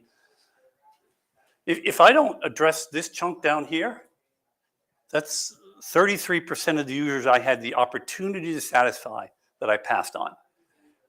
And you probably don't want to do that. So there's a related concept here, which is as you start thinking about this idea of user journeys to your site and the fact that Google wants to see that you've mapped those out really well, right? You've got to stop thinking about page at a time SEO, right? Your ability to satisfy all user queries related to whatever topic they're on is going to be inherently dependent on a quantity of different pages that work together in order to address a broad array of the user's needs. And that's just critical to success here. So, I mean, just, the users want what they want, basically, right? So satisfying users, start thinking about it as a multi-page journey. Google does. So just understand that. So just a quick illustration here, and then I'll be wrapped up. Diabetes, it's a complicated topic, and WebMD just has ridiculously good rankings on this topic. They have 397 pages on it. And if you look at this in detail, a large percentage of those pages, like over 100, have nearly no search volume associated with what you see in the title tag. Sub 100 a month. And so here's just a quick case study from SEO Clarity to illustrate a related concept around using AI to address one piece of this. And that is, and other vendors have this too, Search Metrics, Bright Edge, they all have different ways of getting at this. But they did an analysis of a page and then the pages it was competing with on its key search results to see if there were content gaps. This was an NLP-based analysis, and a number of keywords were identified as missing, long-tail keywords in particular, and those pieces of content were added to the page to help address those specific user needs. And then, traffic went up 380%. So sounds like a good result. I'll take it. So, and then a quick study from a site called QMath, approaching this from a different way. This is their growth. They're like nothing in the beginning of 2020. They start hitting the gas pedal towards the end of 2020. They went basically from 0 to 48 million visitors in a year. And the way they did that is they pushed out a massive library of content on the topic of math. You see here that they managed to publish over 20,000 pages in 1 year. I'm not suggesting you all do that, thank you. But by the way, I have gone into a major brand before and told them they needed to publish 1,000 pages in the next year. They did it. It's currently 40% of the non-branded traffic to their site, and overall site traffic doubled. So just to give you an idea as to what can happen when you approach these kinds of things. But just to look at an example page, it's too bad this is as blurry as it is, and it's a little hard to tell, but it's just a detailed article in this case about a right triangle. And what's not emerging from this slide as it currently is here is they do a really good job of interlinking, and interlinking within pieces of content really helps people follow through those user journeys in a very, very effective way, so they can find what they need. So just some key characteristics of winning content to close here. Obviously you got to deliver value, got to be thorough with your topic coverage, high quality, accurate. We've covered all that. I didn't spend that much time on in-context interlinking, but don't overlook it. It's really important. Got to have the right team that can create that kind of content.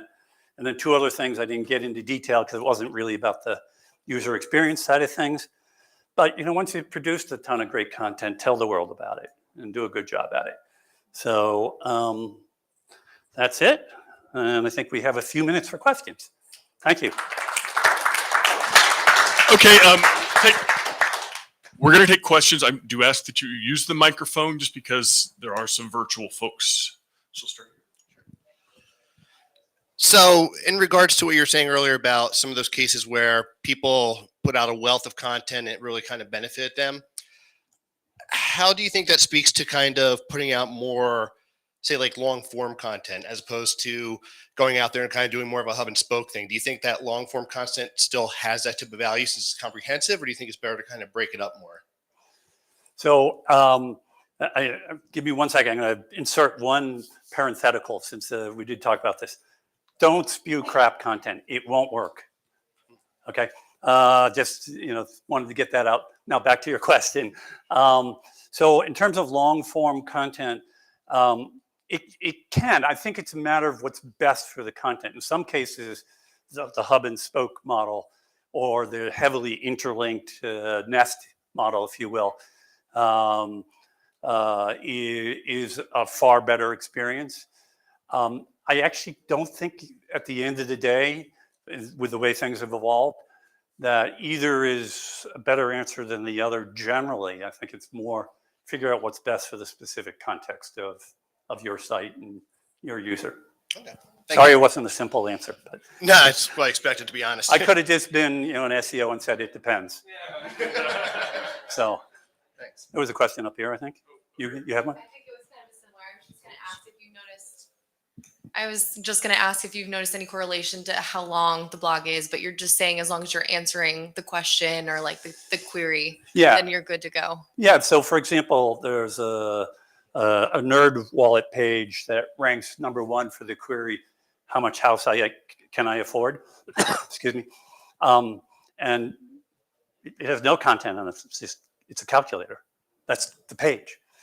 And it ranks #1, and it's probably because it's supported with enough links to get Google comfortable that that content is actually there, even though, or rather the question is answered, even though there isn't text content there to back it up.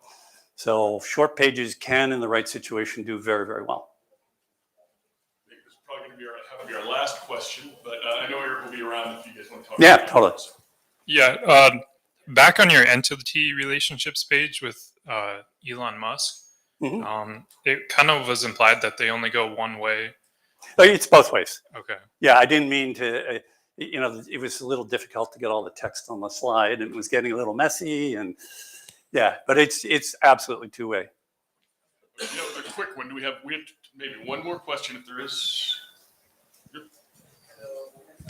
So I know we have like tools that give us PageRank scores. Is there a tool that you've heard of that gives like an EAT score? I'll give you one. Hey, Tony, we could go make a lot of money and build one of those. I throw darts and. Yeah, no, it's a fair question. Not at this point. Actually, what I didn't include in here, just the last thought before we wrap it is, and I will be happy to stand out in the hall and talk to anybody who wants to come out, but at one point, Danny Sullivan stated publicly in a tweet that while they don't treat EAT as a ranking factor, they look at a lot of other signals that are a proxy for that. So just to unravel that one little bit is when Google puts a term out there like EAT, to them, they're defined it like an engineer, and it's like a component that's required to hold up the bridge over the Potomac River. And it's that exact component, and anything that's like 95% similar to that, no, that's something completely different to them. So what I mean is they define terms with great precision. But what we as individuals who might colloquially decide that having an authoritative author is good EAT, we as people in the industry, we call that EAT. And for all intents and purposes, it's perfectly fine.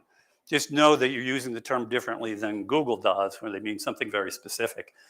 But Google is looking at things that approximate EAT, such as putting a good author name on the page. Everybody else, thank Eric for coming out and doing this.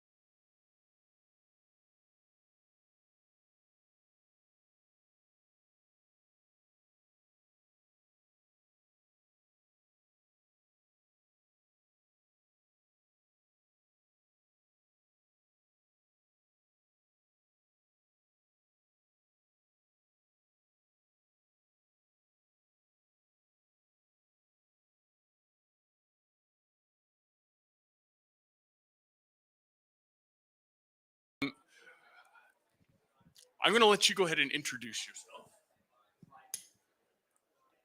Oh, awesome. Okay, awesome. Is this, I got two? I'm not sure how much you guys want to hear me. 2 mics sounds a little bit of a power move. So I'm gonna just go on this one. I think audio is good. Fantastic. So guys, here to chat 5 tricks about writing better responsive search ads. Love them, hate them. They are what we're doing now. So how do we go about improving the hands that Google is dealing us and maybe slide ourselves a few extra cards in the mix? Quite honestly, as I talk about, I speak around the world, I talk a lot about PPC. I love PPC. And quite frankly, when I talk about writing better ad copy, that happens to be my second favorite thing to talk about in all of PPC. So I've got 5 specific tricks. There are parts of this that are going to feel very marketing. There are kind of parts of this that feel very data scientist and statisticky. There are parts of it that I hope are funny. If it's not, just give me a chuckle because I need it in my life. But I do mention, I've got 5 tricks to talk about responsive search ads. It's my second favorite thing to talk about in PPC. And I say that because, of course, who I am, when you look at me and the fact that I'm in a room full of paid search marketers, I don't need to tell you guys that, like most paid search marketers, my absolute favorite thing to talk about when it comes to PPC is, of course, myself. So hi, it's me. I'm the problem. It's me. My name is Mark Irvin. I'm the director of PPC at SearchLab Digital. Before I was specifically managing a team at SearchLab, I had the pleasure of being a data scientist at a very large company that managed over 33,000 individual advertisers who were specifically small, medium businesses making the same reactions to data that you see when Google pushes one of these changes, when it releases a new ad type, when Microsoft makes a change, a bidding change, an algorithm change, have you. And what's really fascinating about being a data scientist isn't just the fact that my mom could go and tell everyone that her son was a data scientist and maybe sound really smart at parties. But at the aggregate, when you look at one account, you might see some trends, some anecdotes at one account, but being able to look across 30,000 individual accounts, you not just see the trends that are happening within one account, but how people respond to those, what kinds of tests and what kinds of approaches people have seen and tested at large, and really what makes someone successful when they're reacting to a change like responsive search ads. And so it was a really great role. It was a lot of, pulled a lot on my math background, and sitting in front of 30,000 ad accounts, being able to publish that kind of data, I was once recognized as the most influential person in the industry by PPC Hero and a small company called Microsoft. Now, I know, right? I like to remind Microsoft every time I have that conversation with me, whenever they're mad that I'm not spending more on Bing or something like that, that they once gave me an award. Now, I've been doing this over a decade. That's totally fine if you haven't been doing it over a decade. Quite frankly, at times, me having a decade of experience is actually a little bit of a buzzkill. It puts me in a bad position because when I first started doing PPC, I was writing ads that looked like this. For some people in the audience, this standard text ad, the 90-character 25, 35, 35 format, I can still say it off the tip of my tongue. That's what I grew up when I was writing ads back in the day. And so consequently, I originally learned there are still best practices if you do a Google search for writing ads of this format that really were focused on how do I write a headline that's 25 characters. Now, in 2016, Google blew up the industry, introduced this new expanded text ad format, 170 characters, 2 headlines, what? And then 3 years later, made a new expanded text ad format with 3 headlines, 300 characters of ad copy here that you're very used to writing today. And every single time Google made one of these changes, of course, bigger generally seemed to be better. That first change in 2016, when they gave us those extra characters of ad copy, we saw on average across 30,000 advertisers an increase of click-through rate of about 20%. And same thing, when we gave them almost twice as many characters in 2019, an increase of 12% in click-through rate. Now, Google seems to really like this 3-year cadence of updating and changing something major every 3 years, because this summer is the summer when we no longer went about writing our ads as one coherent thought, but Google made that big force change to use a responsive search ad. So rather than going about writing one ad with 3 headlines and 2 descriptions, rather than writing one complete thought, advertisers now provide up to 15 individual headlines, individual ad assets, as well as those 14 descriptions. So rather than writing one ad at a time, they're really writing a number of individual assets and going about optimizing accordingly. It's really interesting. Although I'm going to primarily focus on responsive search ads, this kind of asset-driven ad trend isn't unique to just Google or just Google search. Microsoft obviously making the change later in February of next year, but responsive display ads are now the norm on display. Video ads use these responsive video ads.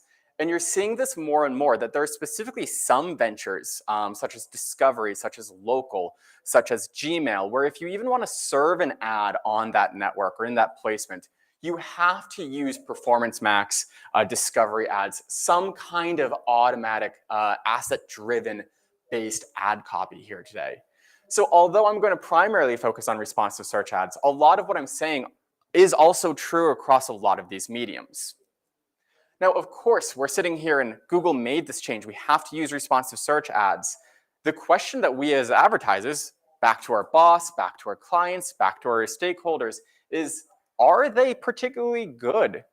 And a lot of us have different opinions on that.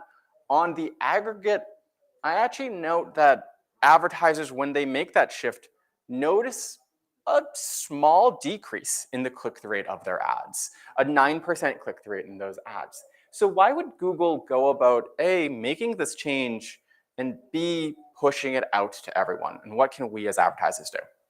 5 tricks. Very first thing I can make the recommendation to is to focus on the elements of the ad that matter most. A big challenge of what advertisers do when they go about writing these ads, particularly advertisers like me who grew up writing those small short ads, is that we go about thinking too much of what can we do with that extra half, that back half of the ad. Particularly advertisers who come from a background, who had an older account that had some really good standard text ads or expanded text ads, the tendency is going to continue to write ads like you previously did. Specifically in the third headline, the second description, Google specifically notes that your responsive search ad will show up to 3 headlines and up to 2 descriptions, but it may not show all 3 headlines and 2 descriptions. So although you might intend that your ad will show like this with your entire thought on that piece of paper or in that ad, it still might show with just that second headline and that second description, or that first description. So with that, as you think about how do you go about writing your ads, and specifically writing your ad assets, your third headline and your second description actually play a unique role in the overall performance of your ad, because they may or may not show. So with this, think of your third headline and your second description as optional. Think of them as what shouldn't you include within them. And a lot of what you put in there specifically shouldn't be the best parts of your ad. Things like your call to action. If you put your call to action in your third headline, it is not going to show a solid half of the time. Sales or influential offers. If you wrote this ad and you included that it started at $79 or that it's 10% off this weekend or that there's free shipping, that is potentially not going to show. If that's your big catch, don't include it in your third headline. Legal disclaimers, of course, if legal needs to have this show up on every ad, knowing that this won't show up is problematic to be in your third headline. Similarly, vital branding. You can't, if you're Maybelline, you can't write the ad with the second headline, maybe she's born with it, third headline, maybe it's Maybelline, knowing the fact that most of the time that ad is going to just read, maybe she's born with it. And that's probably not the branding statement you're looking for. So instead, as you think about writing your third headline, use it specifically to provide complementary value props. What, in addition to your first 2 headlines, can be shown in here without necessarily taking away from a complete message in headlines 1 and 2. Think of extra keyword variety. Of course, we love to add keywords to our ads. As you think about what else you can put in your ad, this is a great place to give Google that keyword variety. Encourage Google to show that third headline. Go for a quality score, particularly in your third headline, without necessarily dumping that in your first headline. Think of, hey, as you have this extra characters, think of how can you differentiate yourself from your competitors on the SERP. There are going to be 7 ads. Everyone wrote their ad in a very similar way, which I'll get to in a bit. But how can you differentiate yourself from your competitors? What makes your business unique? Think of new flavor text. And so as you go about doing these tests, really think about all ad assets not being created equal. As we think about testing that third headline, that second description, mind the fact that even though there's a lot of opportunity, it makes up about half of your ad, all said and done in terms of character limits. Keep in mind that the more time you spend testing that is very often just not going to be a meaningful test. That when you look at that third headline, that second description, both of these ads, although there is a significant difference in the original ad itself, that they're most likely going to show without any differences in them on the whole here. So the biggest thing I'd say is really minimize the testing, minimize the focus you have in those particular assets. We very often see advertisers, when they go about testing the same ad, just with a different headline, a different description, different headline 3, different description 2, very low gains in terms of what those ads increase their performance, simply just because there's so much else to go about testing, and that very often doesn't show. So your question might be, hey, Mark, as you're telling me this ad, these headlines might not show all the time, you're using the data of half of the time they're not going to show. Mark, specifically, when will they show? Why should I go about testing this? We see that the biggest hint to whether or not Google shows that third headline, that second description, is really about both the length of the headline itself, but more importantly, the size of the screen that people are searching on. So we actually see that 9 out of 10 times on desktop, both that third headline and that second description do show. That's fantastic as you think about optimizing for that particular desktop audience. But on this mobile tablet, it's basically 50-50. Mobile, we see the fact that it shows 1 out of 3 times. That second description 1 out of 4 times on mobile. That a very small screen, it's very difficult for Google to include all that language in there. Now, this is a little counterintuitive for a lot of advertisers, because a lot of advertisers, after hearing years and years of Google being mobile first, this being the year of mobile, we know that 60-70% of traffic in certain industries is all going to be on mobile. A lot of us still think about writing an ad for a mobile audience. When you think of your third headline, your second description, you honestly want to think more about how do you use that half of your ad to speak to the minority of your audience over on desktop. So certain call to actions like call us, download this app, et cetera, things that are mobile specific focuses really isn't for you. Instead, think of this as being written for a desktop specific audience. Now, as you go about testing, again, a number of new headlines, a number of new descriptions, keep in mind that Google is going to penalize a lot of repetition in this. Penalize in the wrong ways too. If you were previously running this ad for real estate rentals in New York, it is very easy as we as marketers sit here. Google is going to let us write an ad in all of 60 seconds. You might read this and write something very similar to this, where you go about just adding in some new keywords, repeating yourself a little bit. A challenge with this is that when Google sees that third headline being repetitive of that first headline, or that second description repeating words that are already used in the first description, that Google makes a decision about whether or not it's going to show those particular assets to that user. And if it thinks that it's being just repetitive, if it's not adding anything new in it, then more often than not, Google might go about reconsidering just including a third headline for the sake of repetition. Similarly, as you go about making sure that your headlines and your descriptions don't repeat themselves, you want to be very careful that they're also not repeating words that you already have within your ad assets, your ad extensions themselves. Because that will often push Google into the same situation that if Google is deciding whether or not it wants to show these callout extensions or these site links or these price extensions or something along those lines, Google will only show those extensions if it thinks it's going to provide more value to the end customer. And so as we go about making sure that we're all of our ad assets, be them headlines, descriptions, extensions, or their new term assets, make sure that those assets are truly unique and not repetitive or redundant of your original ad copy themselves.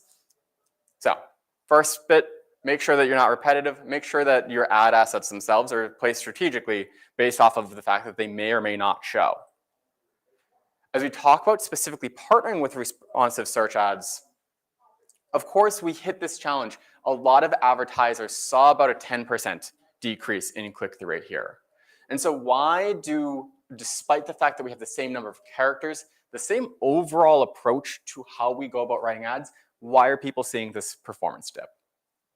And a big challenge, and I said this pretty early on, I have a decade of experience. I'd like to think that I don't show it, but I do remember growing up, and my first experience in the industry was I was working as a paid search marketer, specifically for Geico. And I don't want to date myself all too hard on this, but at the time, Geico had the slogan that it was so easy a caveman could do it. We were one of the first online car insurance places where you could get a quote completely online. You didn't have to speak to a human being. What a time it was to be in digital, right? And honestly, I thought that language, it was so easy a caveman could do it, is probably very descriptive of how we went about approaching digital at the time. Because we would all sit down at our desktop computers and would type in this caveman language of car insurance into the Google search bar, or more likely at the time, Yahoo search bar. I'm not going to get into that. But we would type that caveman language of car insurance into the search bar. And for us, if we then served them an ad that read car insurance, then caveman mind, speaking caveman language, they would see the word car insurance in that ad. It was a good ad experience. We liked it as searchers. We liked it as marketers. Google really liked it as a relevancy. It was a good quality score, right? We were all sitting around. We thought this was a great ad. And so a lot of people, maybe those of us who have been doing this for a long time, those of us who are new to PPC, probably our bosses or our key stakeholders still really have this old caveman mind of approach to doing PPC. A lot of us, when we go about writing an ad for the term car insurance, we think about the keyword for car insurance. This is probably something that everyone was taught on their first day of PPC, that hey, as we serve this ad for car insurance, we'll have an ad group. It will specifically include the keyword car insurance. We'll include this ad that says Geico car insurance, free car insurance quotes, geico.com/car insurance, low cost, low stress car insurance, get a free car insurance quote online.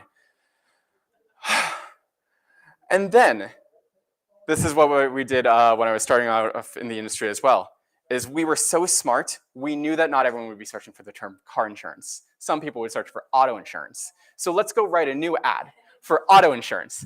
And let's make sure it's very specific to that search as well, so that when someone reads it, it reads Geico auto insurance, free auto insurance quotes, geico.com/auto insurance, low cost stress auto insurance, get a free auto insurance quote online. And then we now sit here and I have to explain to my husband, to my friends, to my mom what I do for a job and say that this is what I do. And no one is excited about their PPC ads and the ads that they write because it's really lame and it's really boring. And I hope not to offend anyone when they see this ad, but if you're reading this Geico ad and you're excited about car insurance and getting a free quote right now, God help you. So as we talk about this, how do we go about writing an ad that's a little bit more exciting, that's going to reach people? Because when we go about writing an ad, and we think about writing an ad for the term even headphones, a big challenge that we as marketers have to come to terms with is the fact when we go about writing an ad for the keyword headphones, that ad is going to show to everyone who searches for headphones.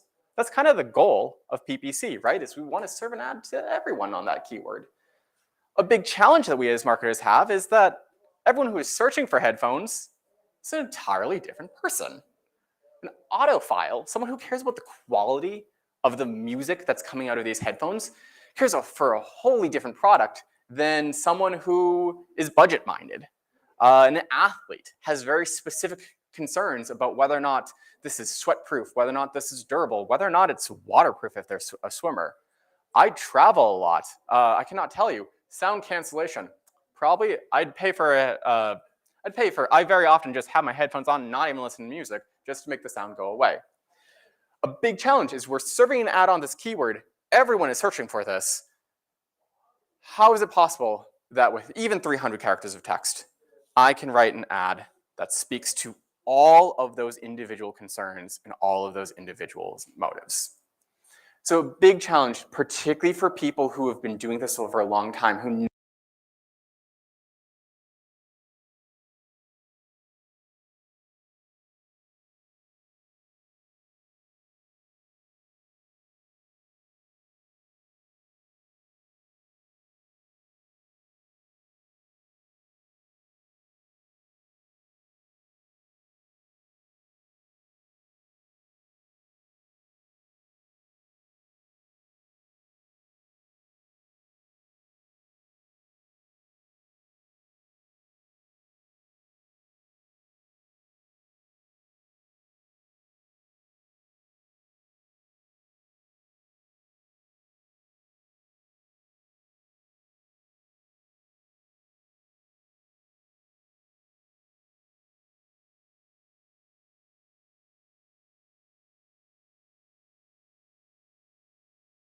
which ETA it serves, that just by going and increasing the number of variations of an ad in an ETA environment, we're able to increase the click-through rate of those individual ads. A big problem that we're going to still have as we go about writing for these responsive search ads, 15 headlines is a lot. 4 descriptions is a lot. It is going to be very easy as this screen specifically prompts you to just dump 15 headlines and then it's going to optimize 47,000 different variations of your ad.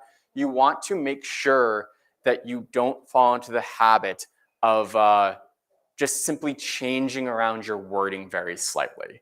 Make sure that these are 15 unique headlines. Because very often you will see, I worked with this car dealership. They were very proud of the ads that they had originally written and were confused as to why they were performing poorly. Given the opportunity here, you probably can't see it necessarily on this particular screen, but they read Jack Giambano Buick GMC, Jack Giambano GMC website, Jack Giambano Buick GMC, Jack Giambano GMC, Jack Giambano Buick GMC, Jack Giambano GMC inventory. Yeah, their top keyword was in the ad. I'll give them that.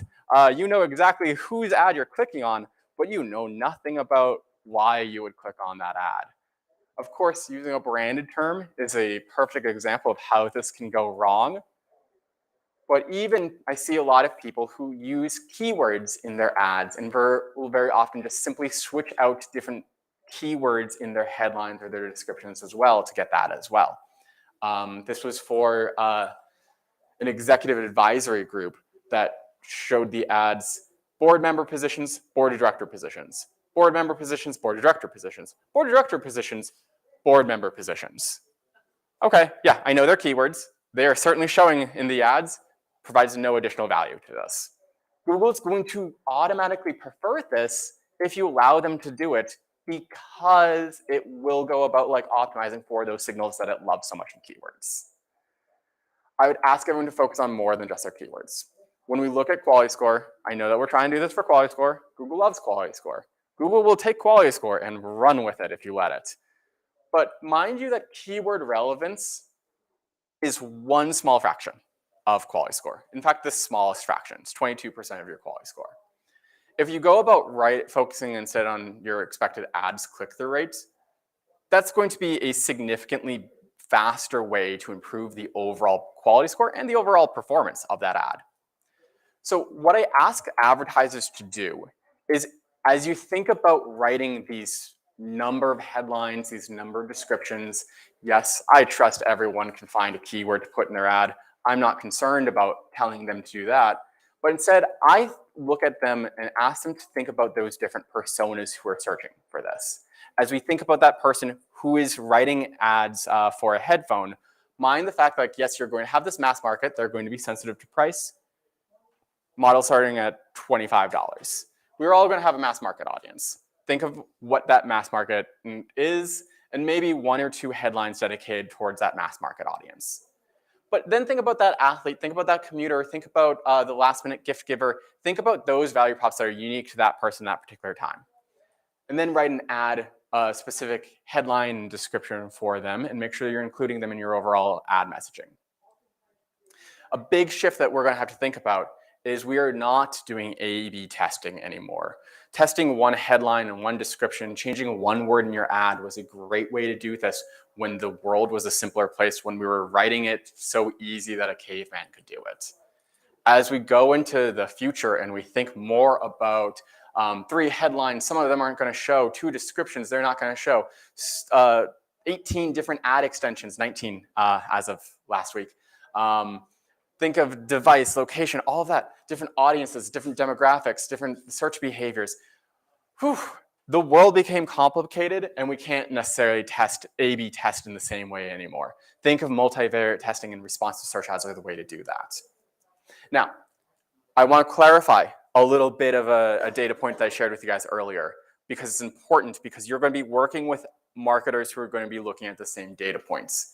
When we look at responsive search ads and their overall performance in an ad group, we did factually notice that the responsive search ads had a lower click-through rate than their ETA counterparts. That was really important to note, because all of us will see a metric go down and we'll say something's going wrong. A big reason why responsive search ads had a lower click-through rate was because they actually started serving more in those ad groups than their ETA counterparts. That as ETAs and RSAs sat in the same ad group, we actually saw that ad group as a whole would have a 14% higher click-through rate and an 8% increase in impression share. So by including these ads in your ad groups, they specifically reached a larger audience and didn't perform as well with those new audiences as our old ads did. And so it makes sense when you really stop and think about it. And as you go about writing new ads yourselves, us as humans are really good about writing ads for people who are like us, or for people who are like all of us. We are really good at writing a message to the mass market persona.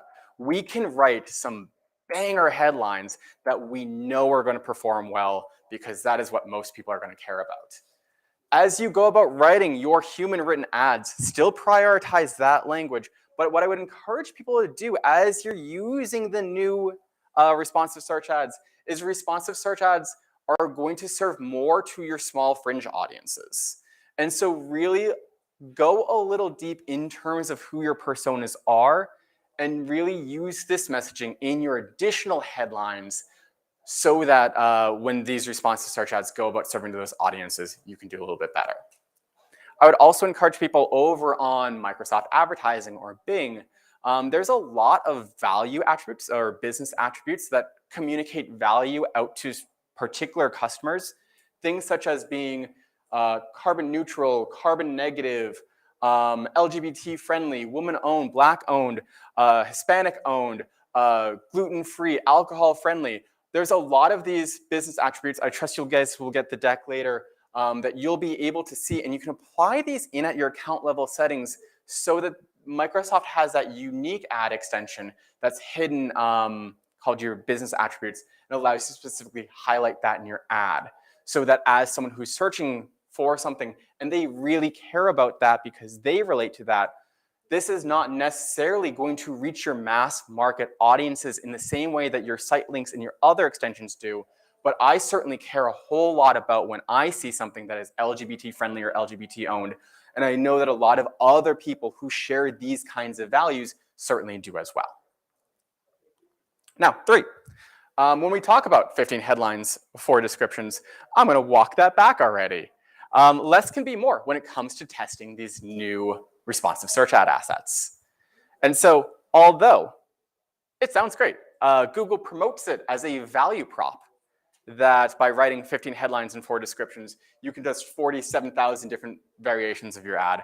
47,000 different variations of your ad is a lot of testing, and I might even encourage people to consider it too much testing for most of us. For small, medium businesses, 47,000 messages is a lot of messages. And by the nature of testing that many, half of them are destined to be below average. So think about limiting the number of assets that you give Google here. Google, when you go about writing it in the UI or the recommendations it's going to give you, ad strength, it's going to always push you to write more and more and more because it thinks it can do more and more and more with it. It can do more and more with it, but there is an exponential number of variations that come with small increases in these total headlines. 15 headlines will give you 47,000 different variations. Bringing that down to 10 brings you closer to 12,000. How I encourage people to think about this is truly, if you're a small, medium business, if you've got an ad group and it's not going to serve to thousands or hundreds of thousands of people every single month, keep in mind that you're probably actually better starting off in that 6-7 headlines, really only working with 2,400, 44,000 individual impressions. Start off small, test a couple of your core audiences, plus some of your fringe personas you really want to prioritize that you know about. And then as you go about getting comfort and success with those individual assets, then you can introduce more and more. You can introduce new assets to this as well. You can also go about minimizing those testing variations by pinning. We see that depending on how many headlines you have, just by pinning any headline to any position can decrease the amount of variations by 20 to 66%. And just by doing that, you're minimizing the number of variations Google can test and decreasing the amount of time that it will take for Google to find a winning variation. If you're truly concerned about the number of variations that can show, there are a number of tips and tricks to really bring this down closer to 0. If you just give Google this minimum 3 headlines, 2 descriptions, that's just going to give it 36 different variations to show. A lot of people, there's nothing stopping you from fully pinning an ad. Just basically having it serve as an ETA in an RSA format, that's just going to give you those 4 variations to show. So you can still test effectively ETAs. You can still provide Google with very human written ads that you have a lot of oversight against to give you a little bit more room to teach Google how to write a better ad. And so for this is where we're going to get like in the math heavy, and we're going to talk about machine learning for a bit. One thing that people hear the words AI and machine learning, they are terms that Google, Microsoft, tech companies love to throw around to get investors excited. If we slow down and we stop about thinking about how Google goes about evaluating individual ads with machine learning, we have to think about the fact that machine learning starts out truly random. And if we give Google just the ability to go about doing machine learning from scratch to really start off being random, Google will look at ad variant A has a click-through rate of 1%, ad variation B has a click-through rate of 1.25%. Hey guys, what's a good ad here? Which is the good one? B. Yeah, Google's going to come to the conclusion that B is better, and so it's going to continue to serve B a whole lot, right? It's going to start testing B a lot more and A a lot less. If we give Google that same data is going to start off with its RSAs completely random, but we give it some specifically human written ads, and we believe that we as humans can write ads slightly better than a machine. Same two ads, the responsive ad variant A at 1%, responsive ad variant B at 1.25%, and a manually written ad that I created at 3%, and a second manually written ad created at 3.2%. Hey, of these two ads, which is good? None is really the conclusion. For the reason that Google will see the fact like, oh, 1.25% is nothing to celebrate. I don't want to serve B any more than I want to serve A here. It will in fact show less of both, and it will continue to develop and test new variants, seeing that we've basically set a bar for what is good. When we talk about machine learning, part of this is us as humans teaching the machine what's good, setting a bar for our standards so it's able to optimize against. The great part about machine learning here is that there's no limit to where we set that bar. We as marketers can continue to test those ads that we write ourselves, that if I bring the bar up to 6% because I know that I can write a better ad, I can continue A/B test this ad that I wrote myself and continue to improve this. Now when Google finally picks up its machine learning and is ultimately optimizing to new metrics like 5% or 4.25%, I've just brought the bar for what a good performing ad looks like all that much higher, to which Google is going to go about continuing to improve. So how we can do this is we can really go about either continuing to A/B test the way that we've done in the past, where we effectively still write an ETA with a bunch of pinning, and we pin all the headlines, and we only do this where it's a manually tested ad, manually created ad against another one. Or what I get more excited for is advertisers that have what I consider a safe RSA, where you went in and you provided very limited assets to it that you know will always perform well because you've written it. And then you test it against your experimental RSA, where you think more about some of those fringe audiences you identified earlier. Do they care that it's eco-friendly? Do they care that it's carbon neutral? Do they care that this product is Black owned? Do they care that this was imported? Do they care that it was made in the United States? All of those things that are certainly very important to some audiences. Do they care if it's sweatproof? Do they care if it's a low price? Do they care if it's free shipping? All of those things that are very low priority for some people, you can include in your second experimental RSA, and then you've got a standard safe RSA that you basically control the performance of because you've got very few assets in it. And so with this, what we're doing is we're teaching the machine how to learn with us.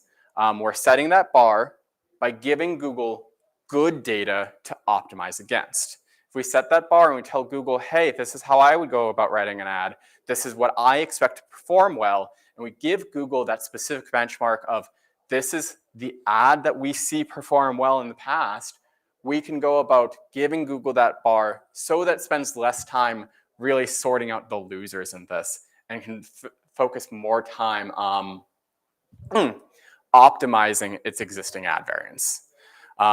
Continue to A/B test those ads in your safe RSA with low assets, but test them against each other and let your RSAs really continue to play catch up with an audience that you're going to expect to be a little bit more fringe for you.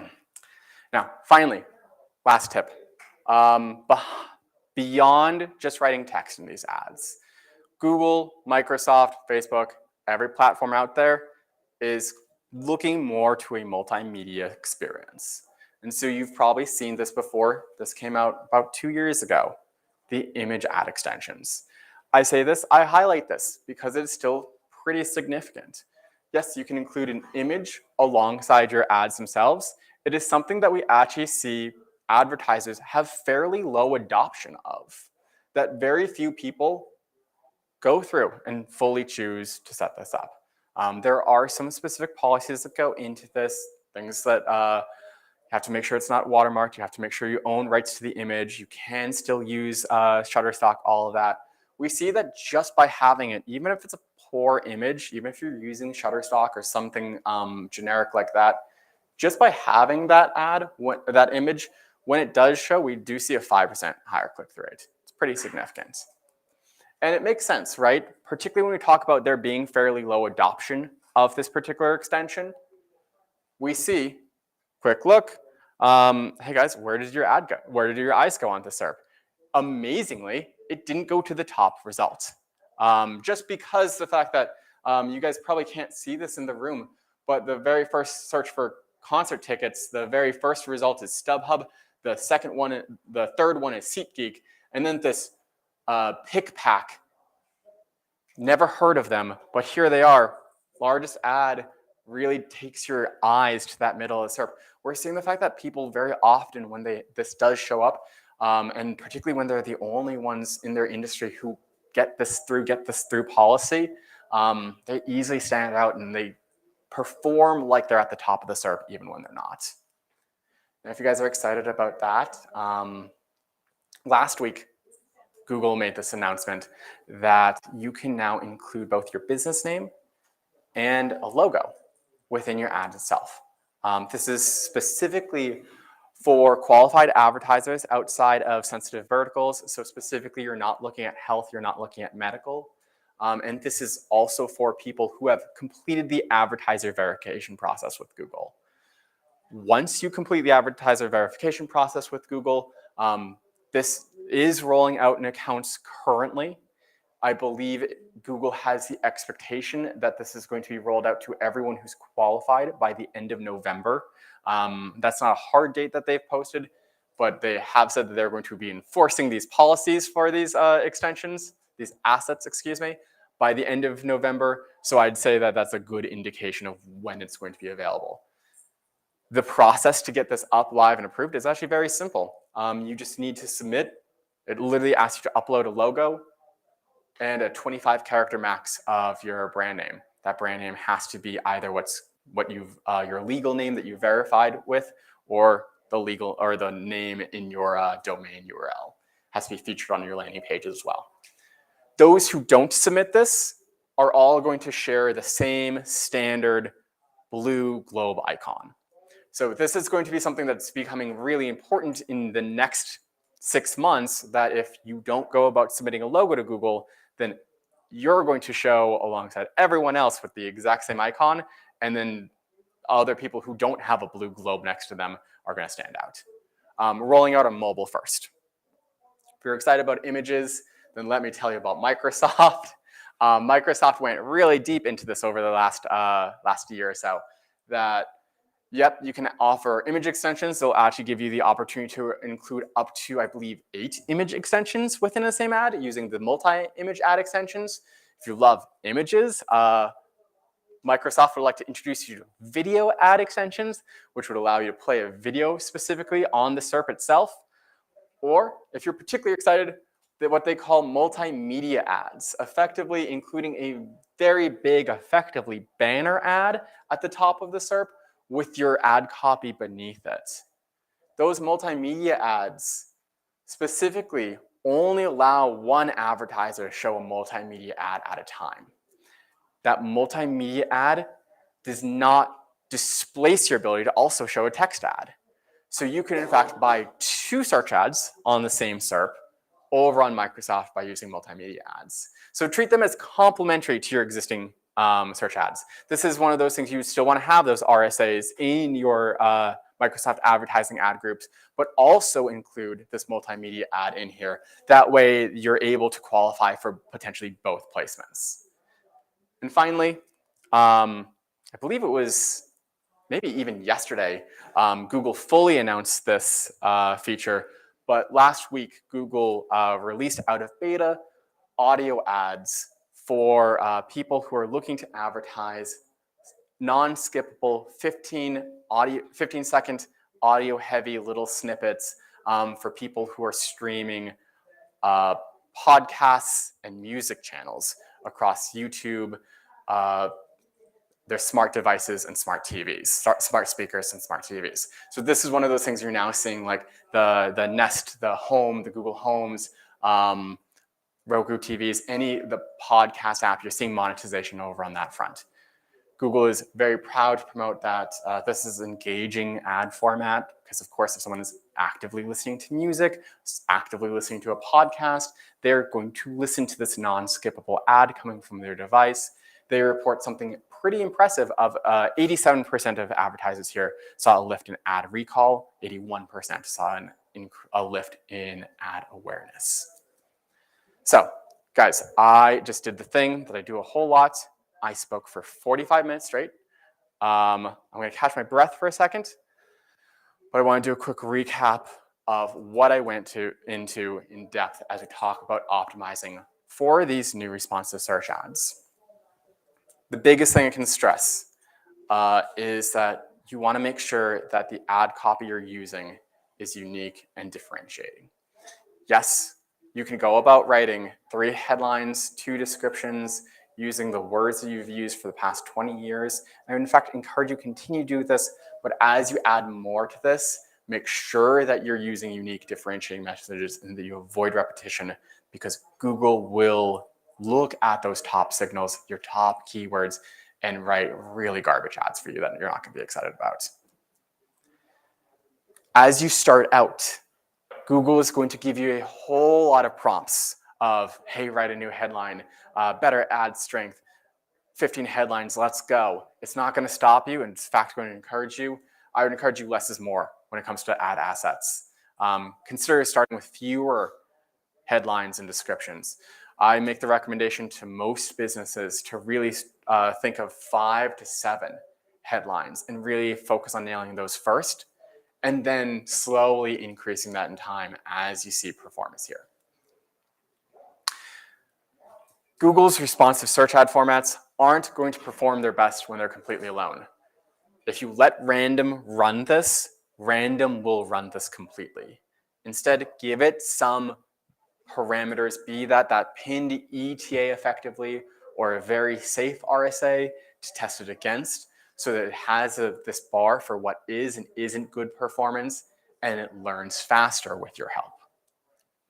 And finally, if you want to stand out on a busy SERP, you want to lean into multimedia. Images, videos, audio is really where Google, Microsoft are going to continue to place their big bets in the near future. Of course, a lot of us here as search advertisers have a lot of experience in writing ads. This would be the time to pick the brains on your creative assets, your creative teams, see what additional display creatives you can push out here for the purposes of these new image ad extensions, video ad extensions, and specifically multimedia ads over on Microsoft. And guys, with that, it's been a pleasure. My name, my email, my socials. Thank you for listening to me. All right. All right, we got about 2 minutes for questions. I saw a hand over here. Did you get your questions answered? I was just curious on the multimedia ads. Are they charging extra for those right now, or is it come on in and try it and get hooked? Yeah, good question. So you're paying a cost per click basis still. If you include it, when you write this out, Microsoft will actually have a bid adjustment set for you, and the default bid adjustment they set for you is 20%. So they are a little bit more expensive than what you would generally go about seeing over on that network, particularly because they prefer to show it at the top when because they're only going to show one. They either prefer to show it at the top of the main line or over on the right sidebar. So it is a little bit more expensive, but it's not breaking the bank. It's also over on Bing where clicks are cheaper. Thanks, Mark. Related to the beginning of your talk, does it make any sense to have 2 RSAs and pinning the second and third headlines so you can test the first headline against each other? Kind of like what you used to do with ETAs. Does it make sense now to do it? Yeah, I think so. Honestly, you're going to get a lot of, that's going to be, what you're doing with that is you're basically giving Google the instructions of optimize the hell out of the first headline of these 15. That's actually probably a really good strategy because you're giving Google the guidance of what you care about them optimizing for rather than letting it go to the wind. I would definitely say as you go about writing that with that strategy in mind, you want to make sure that the stuff that you call out in your first headline, I'd consider that my safe group. Like I'd still only have few headlines in there because you don't want to show that you're dolphin safe or that you're donating $5 for every purchase to this particular charity that no one knows about as your first headline. But yeah, it makes a lot of sense. If you're thinking of like, how can I make big impact in here? You're effectively giving Google that A/B test of really a small number of headlines. All right, I think we have time for one more question. My question is regarding the audio.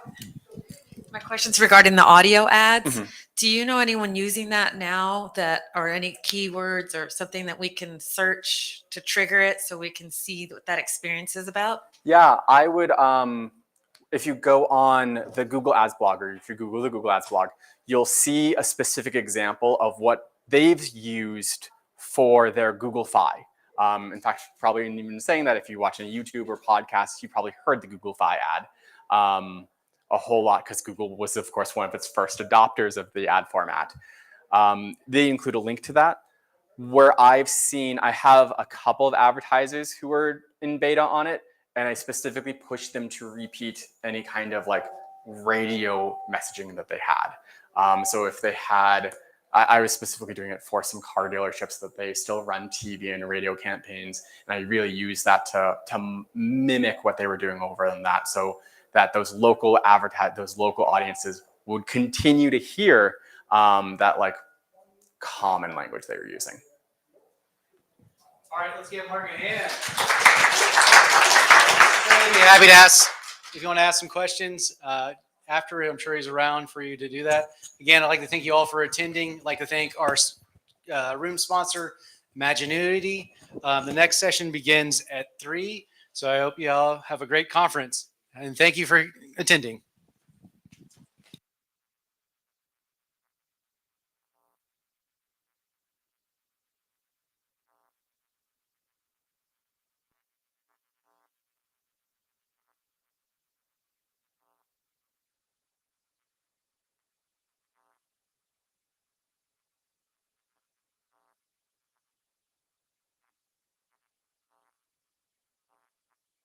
Yeah, I do.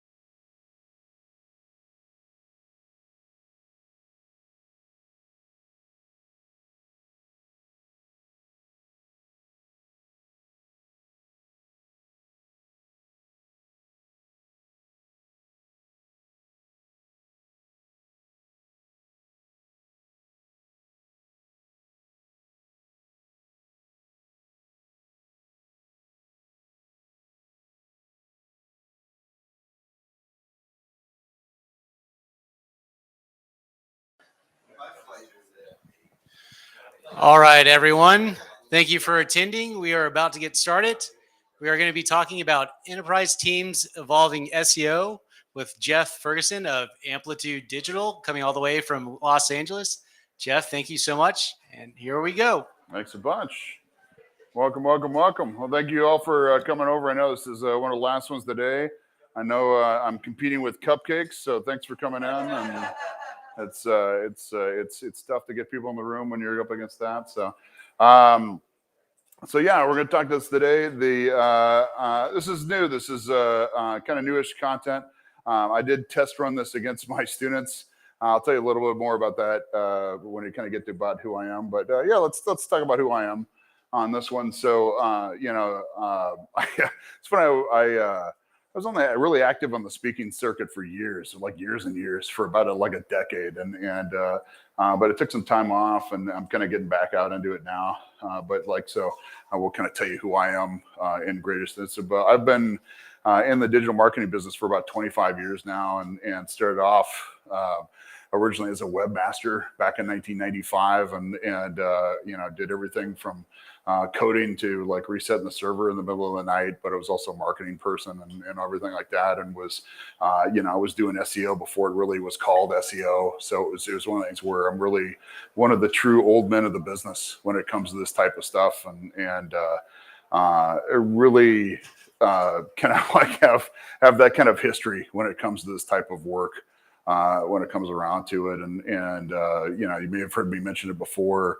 Started off with a mid-sized hardware software company that nobody knows anymore called Alpha Micro, but quickly started moving up during the internet boom to where I was like the first of my kind as far as companies like the Hilton Hotels Corporation and Kimberly-Clark, and I was like I was the head of marketing for Napster before it got bought by Best Buy, and ran basically all those types of companies for like about 15 years on the corporate side of things, over and over again. And whether or not it was SEO was part of my job or just kind of mixed in there, or not, or exclusively the only thing part of my job, it was always there.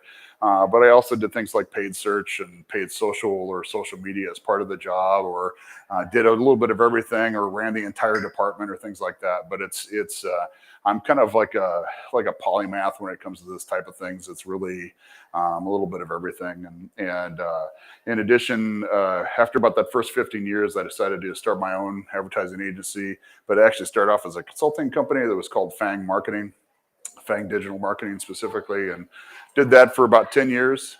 Come on in. It's cool. Did that for about 10 years, and was chugging along, having a great time doing that kind of stuff, and decided I wanted to get a little bit bigger. And I had another company called Amplitude Digital reach out that actually wanted to merge. It was talking about merger type of stuff, and this was in near the end of the year in 2019, and we started actually chatting and all that good kind of stuff. And we signed all the paperwork in right at the end of March 2020.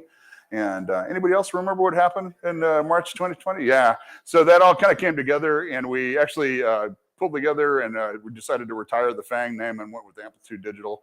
And we stuck it out. And we actually did really great together. We actually helped a lot of companies that we had as clients already. A lot of them get bigger. We lost a few clients during that time frame, but we did really well. Did fantastic, picked up some new clients, and it was a big ride, but it wasn't exactly what my other two business partners thought it was going to be.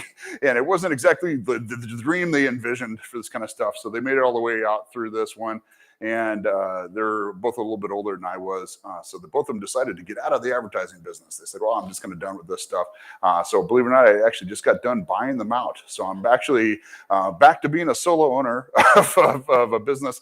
And I kept the Amplitude Digital name. So it's just me again with my team and my clients and everything like that. So we usually keep about 12 clients, and we'll talk about them in a bit. But in addition to that, I also am an adjunct professor at UCLA. I teach advanced digital marketing. I also invented the search engine optimization class at UCLA. I'm the only one that teaches it, And the only one there, it's actually, as far as I know, I think the only one in Southern California that actually has that class over there right now. So if you're in Southern California, you want to take another class, I teach that there. And then just for fun, just because apparently I don't like to sleep very much. I own a record store in Burbank, California. My partner and I actually do that. So if you want to follow it, it's called Run Out Groove Records in lovely Burbank, California. If you're ever in Burbank and are into records, come out and see us.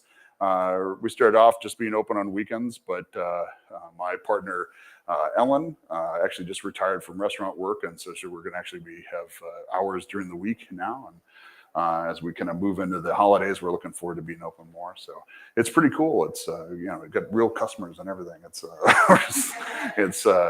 pretty neat. So we're having a really good time as a passion projects go. It's something that's gotten bigger and more popular way faster than we thought it was. So we're about 4 months old, and it's like making more money than we thought it was going to be. So it's kind of neat, and knowing everything about local SEO really helped on that kind of side. So it's not bad on that front. So as an agency standpoint, I was talking a little bit before. The Amplitude itself was funded back in 2004, and on any given moment, we've got about 30 team members, and we're a Google Premier partner, which means that we kind of straddle up there in that top 5%. And back before the pandemic, we actually had offices back in LA and Burbank. Now we just got the Burbank one, and one of our corporate missions is actually to aid animal rescues. So we actually work with usually placing dogs and donate money to those charities and things like that. So we're big on that one.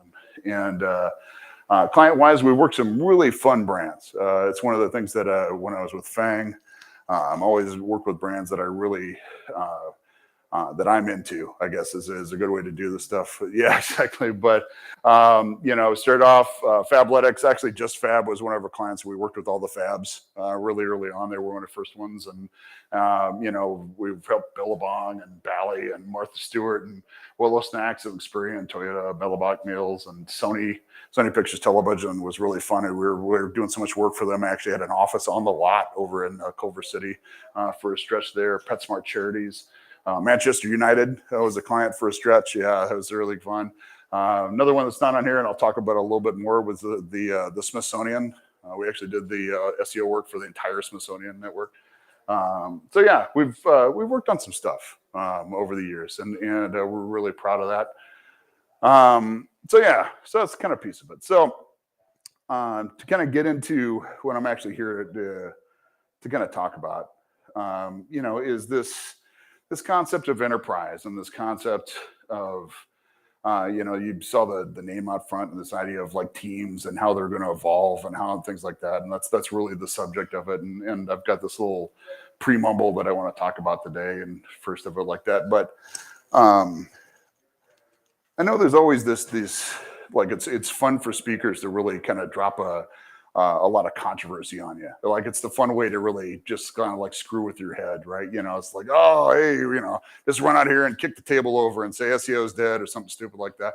And so I'm not going to do that, right? So like SEO is not dead, and it's not going to die, right? I've always kind of said as long as there's search engines around, and who knows how long that's going to last, right? They may take on another forum where it's just like tapped right into your head for in the next 20 years, who knows, right? But it's one of the things where there'll be some form of SEO kicking around for a while, and the good news is that means that the SEO, like that is like the search engine optimizer himself, it's like it's not dead, and he's not going to go away either. And so that's good news, right? As far as the people is that have that role as a job in some form, whatever. However, the thing I think we have to think about, and this is one of the things that we really want to talk about today, is that who the SEO is, especially on this enterprise level, is going to evolve, right? And that's the thing I really, really want to talk to you about today, because it's, you almost I want to throw it to you almost like as a warning, right? Just this really early warning shot, because it's something that could affect you, soon. Could be the 5 years, could be 10 years, whatever it is. But it's something that I really want to make sure you understand, because I don't want you to be left out of this equation, right? because it's your job. It's how you make money. It's how you put food on the table. All right, and it could be a real big deal. All right. So let me explain before we get too harried about this kind of stuff. Right. So, does anybody watch Mad Men? A couple of hands, right? So, Mad Men. For those of you who don't watch it, was this great show. It was on, goodness, what was it, 10 years ago, I guess, at this point. So it's a little dated. You can watch it. It's on AMC. You can stream it all over the place now. And there was a character on it. His name was Harry Crane. And he was a great character. This is actually from later in the series when he was like entered in the 60s, I think what it is. But like when they first introduced him, he was in charge of what was back then. The whole place takes place in like the golden age of advertising. And he was in charge of what was back then the new department of television advertising, right? So you got to imagine this is like, that's how far back this is. It's like when television advertising was a brand new concept. And it was so new that nobody knew how to do it, right? And there wasn't special, so they said, hey, we need a specialist. We need this one person that actually knows how to do this. And so nobody knows how to create creative for it. Nobody knows how to write copy for it. Nobody knows how to traffic it. Nobody knows how to deal with this thing. It's just weird. And everybody else we've got around here knows how to deal with print and magazines or billboards or radio. All those people, that's everybody we've got in this agency knows how to deal with. But radio, television, it's weird and it's scary. And we need somebody to deal with this stuff. And this guy actually stepped up and said, hey, look, I want to be in charge of this. Put me in charge, right? So he stepped to do this kind of stuff, right? And so I want to point out this guy, right? Because this guy doesn't exist anymore in an advertising agency. How many people actually work in advertising agencies? Anybody know? A couple people, right? If you work in a big advertising, or especially a really big advertising, like this guy really doesn't exist anymore, like a specialist that just handles television, right? If you are, right, it's funny, like in modern times, like this guy would be the equivalent of like the digital media expert, I guess in this time, right? It's something where you just don't see it much anymore. Like everybody that actually comes into like an advertising agency these days is expected to know how to buy television, but also print, but also radio, but also, everything along the ways. It's just the way media planning actually works. And matter of fact, everybody that's coming out of college these days should know how to, do digital and all the pieces of the puzzle. That's just what media buying looks like. The idea that you would actually, not know how to do this kind of stuff is just ridiculous, right? And so I wanted to really kind of like plant that in your idea, right? So it's only a matter of time before the concept of a digital media expert becomes redundant, right? It's only so long before anybody in this room or even myself or whatever it is, before they stop saying, look, hey, we're going to stop needing digital marketers, right? We just need marketers, right? And you just need to be a marketer that just knows how to run digital, right? That just should be part of your job. And why don't you already? Like if you're running around being a marketer that doesn't know digital, like how are you still here already? Yeah, like you should have retired by now because that's just the way this kind of stuff would work, right? So how do I know this?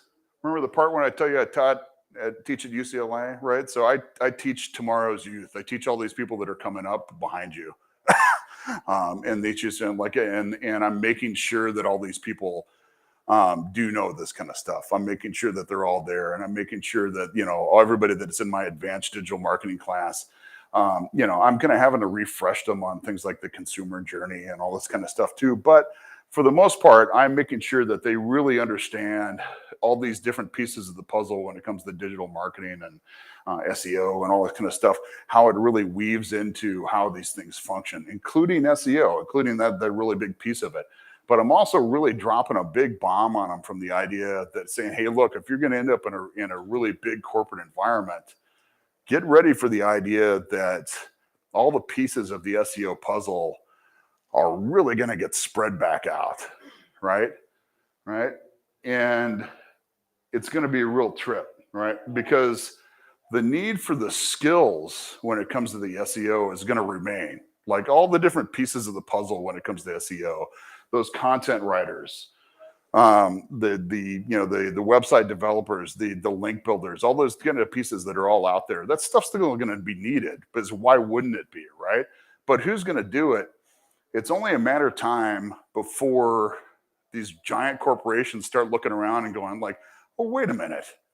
We've got these people already, right? These people are here already.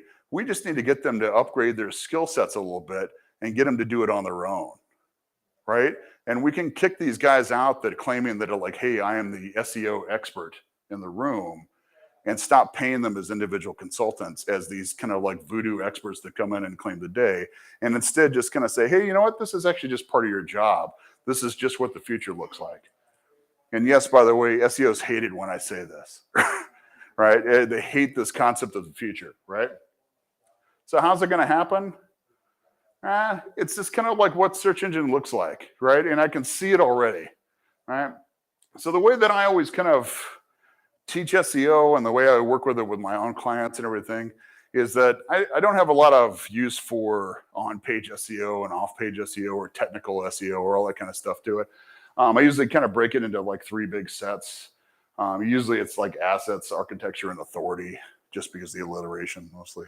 All right, but you can call it like content, website architecture, inbound links. You know, I've seen people kind of group this into different piles, right? But it's really just another way to kind of look at the same things, right? A lot of times assets and architecture are the same as it like on page, if you think about it. Authority is another way to look at off page. You know, there's different ways to do it, but it's the same stuff, right? And modern SEOs, like if you really think about it, and like I work with these people that are on site in these really big organizations, like I said, at Manchester United, at the Smithsonian, at Sony Pictures, whatever it is.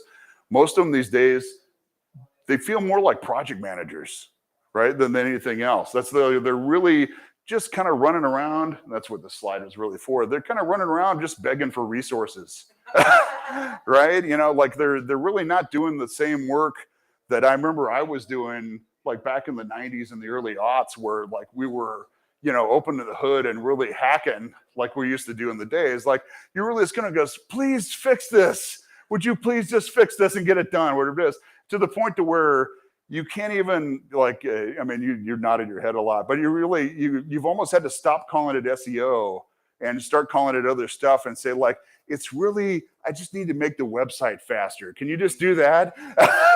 I just like it. It's for everybody. It's not for SEO. It's for everybody. If you just fix it, everybody will be happy, right? Yeah.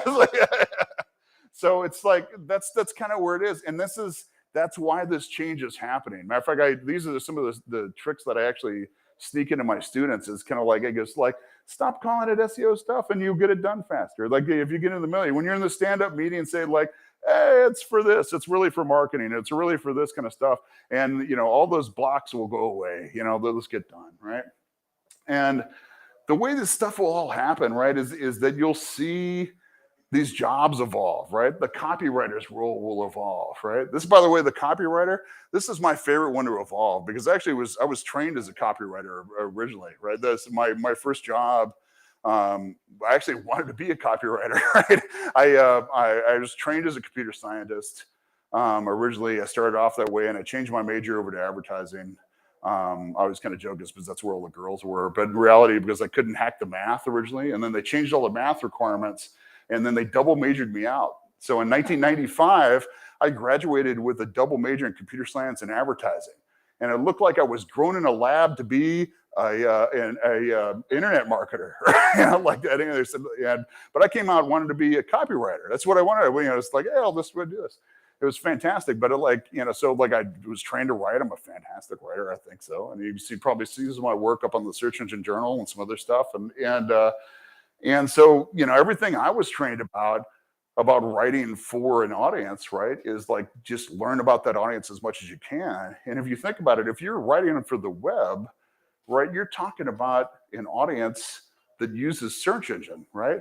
But this is backwards of the way most people write for SEO, right? Most of the time you're writing for SEO instead of actually writing for the audience that uses search engines, right? It's a little like flip, when you think about it, but it shouldn't be, right? It's a really easy way to get your mind around this kind of stuff. And as a writer, if we actually gave all these tools to writers and say, look at all these awesome tools you got these days. You got these words, all these tools that actually can help you find the words that people are actually using when they're searching for things, or great ways to find new topics for things. Where it is, it's like a writer's wonderland, right? Like that. But instead, you've got all these SEOs like hoarding them all for themselves, right? So what we actually end up with is a bunch of SEOs that are kind of like so-so writers, like trying to, basically, crib together this kind of crappy copy that gets the job done for SEO. When in reality, what we should actually have is these fantastic writers that are writing optimized copy, right? That's the world we should be actually pushing forward. Like that's the dream, right? Like that's where we should, and that's where I think we'll get to if we kind of push it there. And that's what I think actually enterprise will get to if they figure this out, right? On the developer's role, this one I'm surprised we haven't got to yet, right? Is that we don't just have more and more developers that are just going like, I really should just know how to do this shit already, right? Like, why don't I just make this website fast from the get-go? And like, why isn't it mobile friendly already? And why, don't I have all these things in place? Why aren't these tags here already? Whatever it is. By the way, when it comes to the copywriter's role, there's plenty, like, I don't want this person to know all the technical requirements. Like, it's not everything they need. Like, I don't need these things to start blending together. Every time I've made this argument before, it's like somebody once got in an argument with me online and goes like, oh, want Shakespeare to know how to run the house lights. And I go, no. Like, I don't need all of that, right? I just need everybody to know how to do their job in the modern times, right? That's really what I'm going for here, right? But in the developer's role, like it's just like it's your time, right? There's stuff, and you're basically running a web applications in a time when search engines exist, right? Know how this stuff comes together, right? That's what I'm looking for, right? And then the publicist, this is the one that's interesting, right? You're really the publicist, basically the PR department, otherwise known as the PR department, the best link builders ever. My God. These people were born for this and they do it so well. I've never seen anything like it. These people working and it's not that crap that's out there. They're not running around with comment spam. They're not begging for links and all those blogs and stuff like that. They're getting that top shelf stuff from the Wall Street Journal and all these other high-end publications that you can't even dream of getting by begging with emails, right? They know how to make this stuff work. What you just need to train them to do is get that link to the right page. And it's gold mine stuff, right? When I trained that, we did this with the Smithsonian and with Sony, whatever it is, and all it took was taking them to lunch a few times. Just like this is all it's going to do. So that was the big deal, right? So everyone we don't need to know how to do every aspect of SEO. They just need to know how to basically doing their job, right? And like I said, it's one of the things, there's plenty of people that will never happen, right? But let's talk about change, specifically ulcers, right? The things all the SEOs get once in their life, right? For a long time, people swore up and down that ulcers were caused by stress. I'm not kidding, that's what it was. For the longest time, people thought ulcers were caused by stress. People lived and died by it all the way up until just recently, within the last couple of years. Where'd these guys go? Sorry, I think I lost the slide. Until these guys, right? And it was only a couple of years ago. These guys just recently figured out it's actually just a bacterial infection. Right? They won the Nobel Prize for this, right? And now they can actually just give you a course of antibiotics and they can cure an ulcer with it. Right? It's mind-blowing, right? So if these guys can actually just figure out that by actually just changing that, imagine the kind of change that we can do. We're not even asking for that. We're just asking for writers to learn how to use keyword tools. So how do we do these kind of things? We're asking you to be an agent of change, right, inside of the organization before the change happens anyway, right? And you're the one being shown the door. Be the one that causes this kind of evolution. And how does this actually happen? It's through a process called change management, all right? So change management is interesting. I didn't come up with it. I didn't invent it.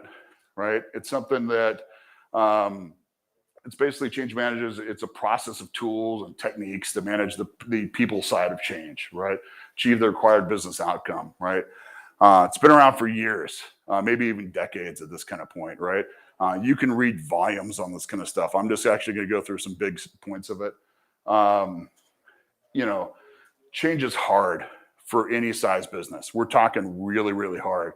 But imagine big enterprise size businesses. I mean, they're really the big, you know, the IBMs, the Toyotas, these gargantuan Fortune 500 type businesses. It is a major, major process. Imagine when they introduced like robotics to car companies and things like that. What have major changes with it, and how often this type of stuff fails, right? Costs are high when it goes wrong. When big changes come in with great fanfare and then fizzle out, cynicism things, right? Companies have gone down the drain for this kind of stuff, right? I mean, if you think about it, think of big companies that just aren't around anymore. Xerox, Kodak, stuff like that. These are all failed change experiments that have happened like within probably in your lifetimes that you've seen this kind of stuff, right? You know, sometimes if it change fatigue, pressures from too many changes at once, like it happens right in front of you, they'll flounder. Sometimes the C-suite comes in with no real input from lower levels, will just fall apart on you. It happens all the time, right? And so why do I bring this up? What's this actually have to do with SEO in the first place? Search engine optimization is a major shift in how operations and how organizations function. Right, it just is. Yeah, I mean, you all seen it. You've seen this kind of stuff too. And trying to introduce this in an organization is a big deal. And for the longest time, SEO was sold as its own discipline, right? You know, most people think it's not my job, right? It's just the way it was, right? And for me, the way that I've always told my students and the way I tell companies is that it's a combination of marketing, website development, and public relation tactics. There are already people with these roles in these organizations, right? Trying to convince entrenched personnel that their roles are expanding can be really difficult. And for an SEO to be successful, multiple roles need to update their skill sets. Remember that word, by the way, skill sets. It's a fantastic word, right? So this little pathwork for change management, right? It actually came from PricewaterhouseCoopers, right? So if you really wanted to get into like the study of change management, like I said, there's books, there's a lot you can read on it. There's a PricewaterhouseCoopers. Other companies that have really got into it are McKinsey. There's a couple other people. A lot of the big buildings out there, right? the big consultants that come in and they come in, they drop a bunch of change on you and they leave with the big paychecks. So I like the PricewaterhouseCoopers ones. We're going to kind of like run through that today. I've kind of adapted it for the SEO culture. We'll run that today, right? So in my opinion, lead with the culture. I like this one first, right? Culture is everything. Lou Gerstner, one of the guys that ran IBM for years, said that. Instead of trying to change the culture, draw emotional energy from it. I know that sounds really hippy dippy, right? But it's really, it's really more about understanding like what's going on in the place before you start tearing it down, right? And it's one of the things where when I go into places like the Smithsonian or Sony or anything like that, I really try and make sure I understand what's going on there before I start doing anything inside of that place first, right? I get to know the people. I take people out to lunch. I go into different sections that I'm working with and really try and understand it first before I start doing anything. And it's usually like all happening concurrently while I'm doing the audit, right? It's like at the same time. It's one thing after the other. Tap into the way people already think, behave, work, and feel. Look for elements of the culture that are aligned to core SEO principles and bring them into the foreground, right? It's a lot of moving parts to make this work. You got to figure out who's actually doing all these different pieces of the puzzle so you can have them all in other meetings as you're doing this education sessions to make sure it works, right? And then it becomes a matter of kind of really like having the right kind of rah-rah sessions to bring it forward, right? For instance, like, hey, your writing is great. Let's just make sure it all aligns with how people are actually searching for us, right? The PR team is amazing. Let's make sure we get the most out of those inbound links. Right? It's usually getting them right to the right pages, right? Start at the top, right? You have to, right? right? And I mean, you may have got invited in by some lower people, and that's fantastic. That's a good place to start. But like, engage employees at every level early, but all successful change management initiatives start at the top, right? If you don't get that in early buy-in, agreement methods from every department, it's just not going to work, right? Got to get that C-suite in there. Information technology has got to get that buy-in from there. Oh my goodness. They don't buy in this thing, you're stuck, you're dead in the water.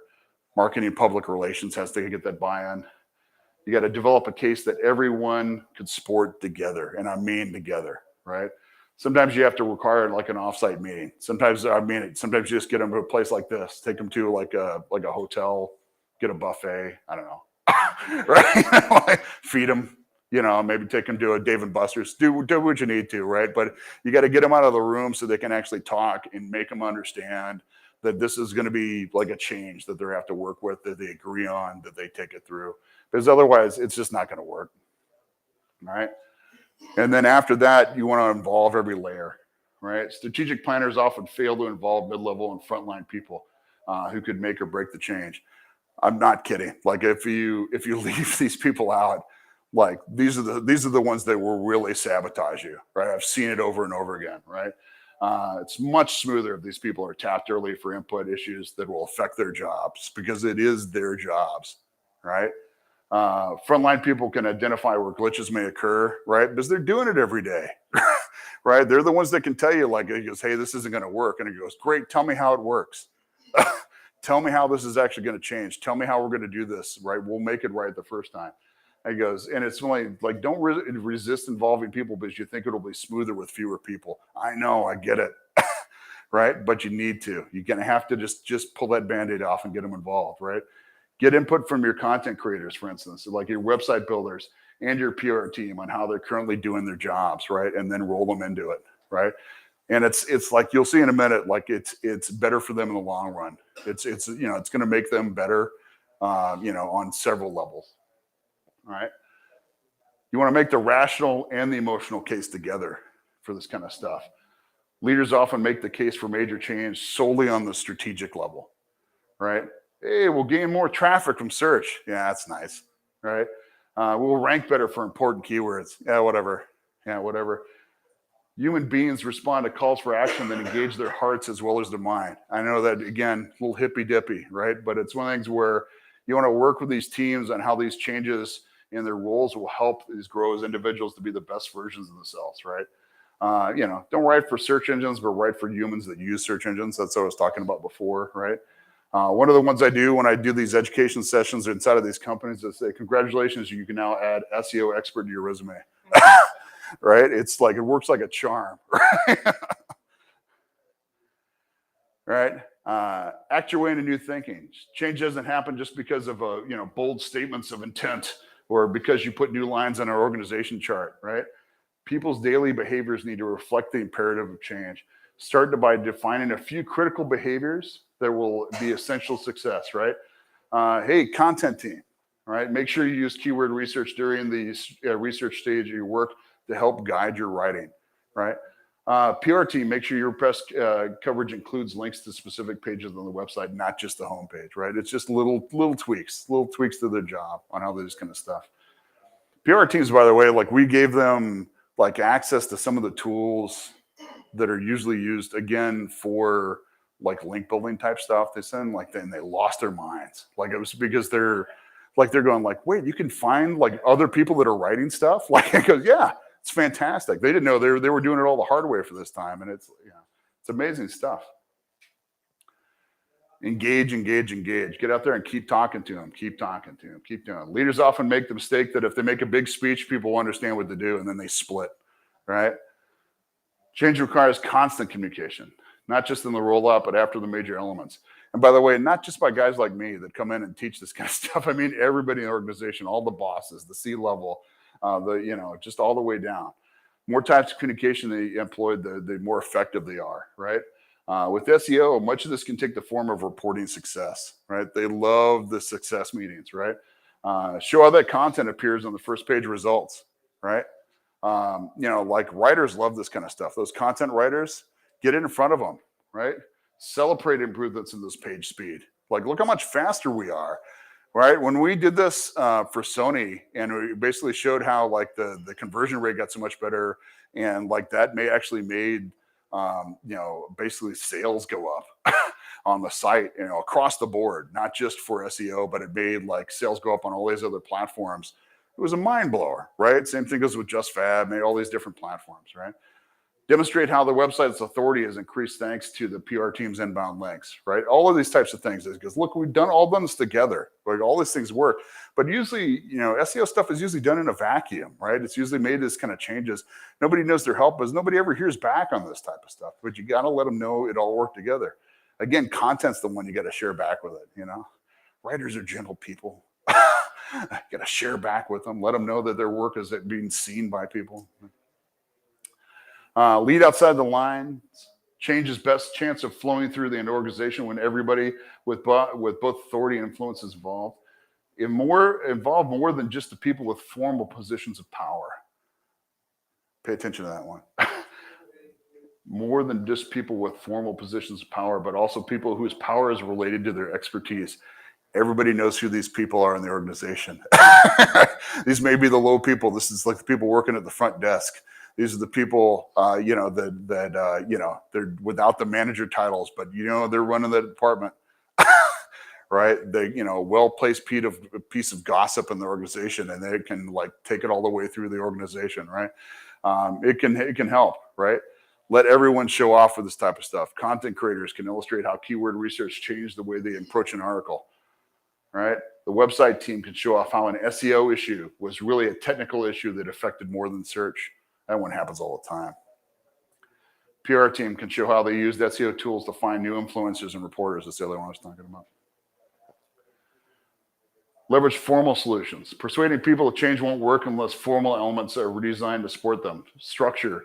SEO lead within each department, right? Again, it's one of the things where you can't just basically, again, if you're going to do away with this idea of like having just one grandiose SEO person, you're going to have somebody that basically takes on this SEO, role within the organization. Somebody still has to pay attention to stuff, keeps up with new changes, updates, things like that. And again, it's going to spread out a little bit, but it's fine. It's really, you're just kind of keeping your own lane, right? Reward systems, compensations, bonuses, things like that. Ways of operating, SEO checklists that are now part of this larger checklist, right? Really big enterprise organizations, you've seen these checklists. You've seen them before. Standard operating procedures is the way it works. You just have to roll them into the way it works. Training. New hires are trained on the SEO best practices as part of the onboarding, right? This training, I cannot stress this enough. Like the training just has to be part of the way everybody works going forward. If you don't train the new people when they come in, it just fades away when the turnover happens, right? Development, SEO knowledge is shared throughout the organization. You just got to keep doing it. If one person hears about an update on Google or some other shift or whatever it is, make sure that it goes through the entire organization.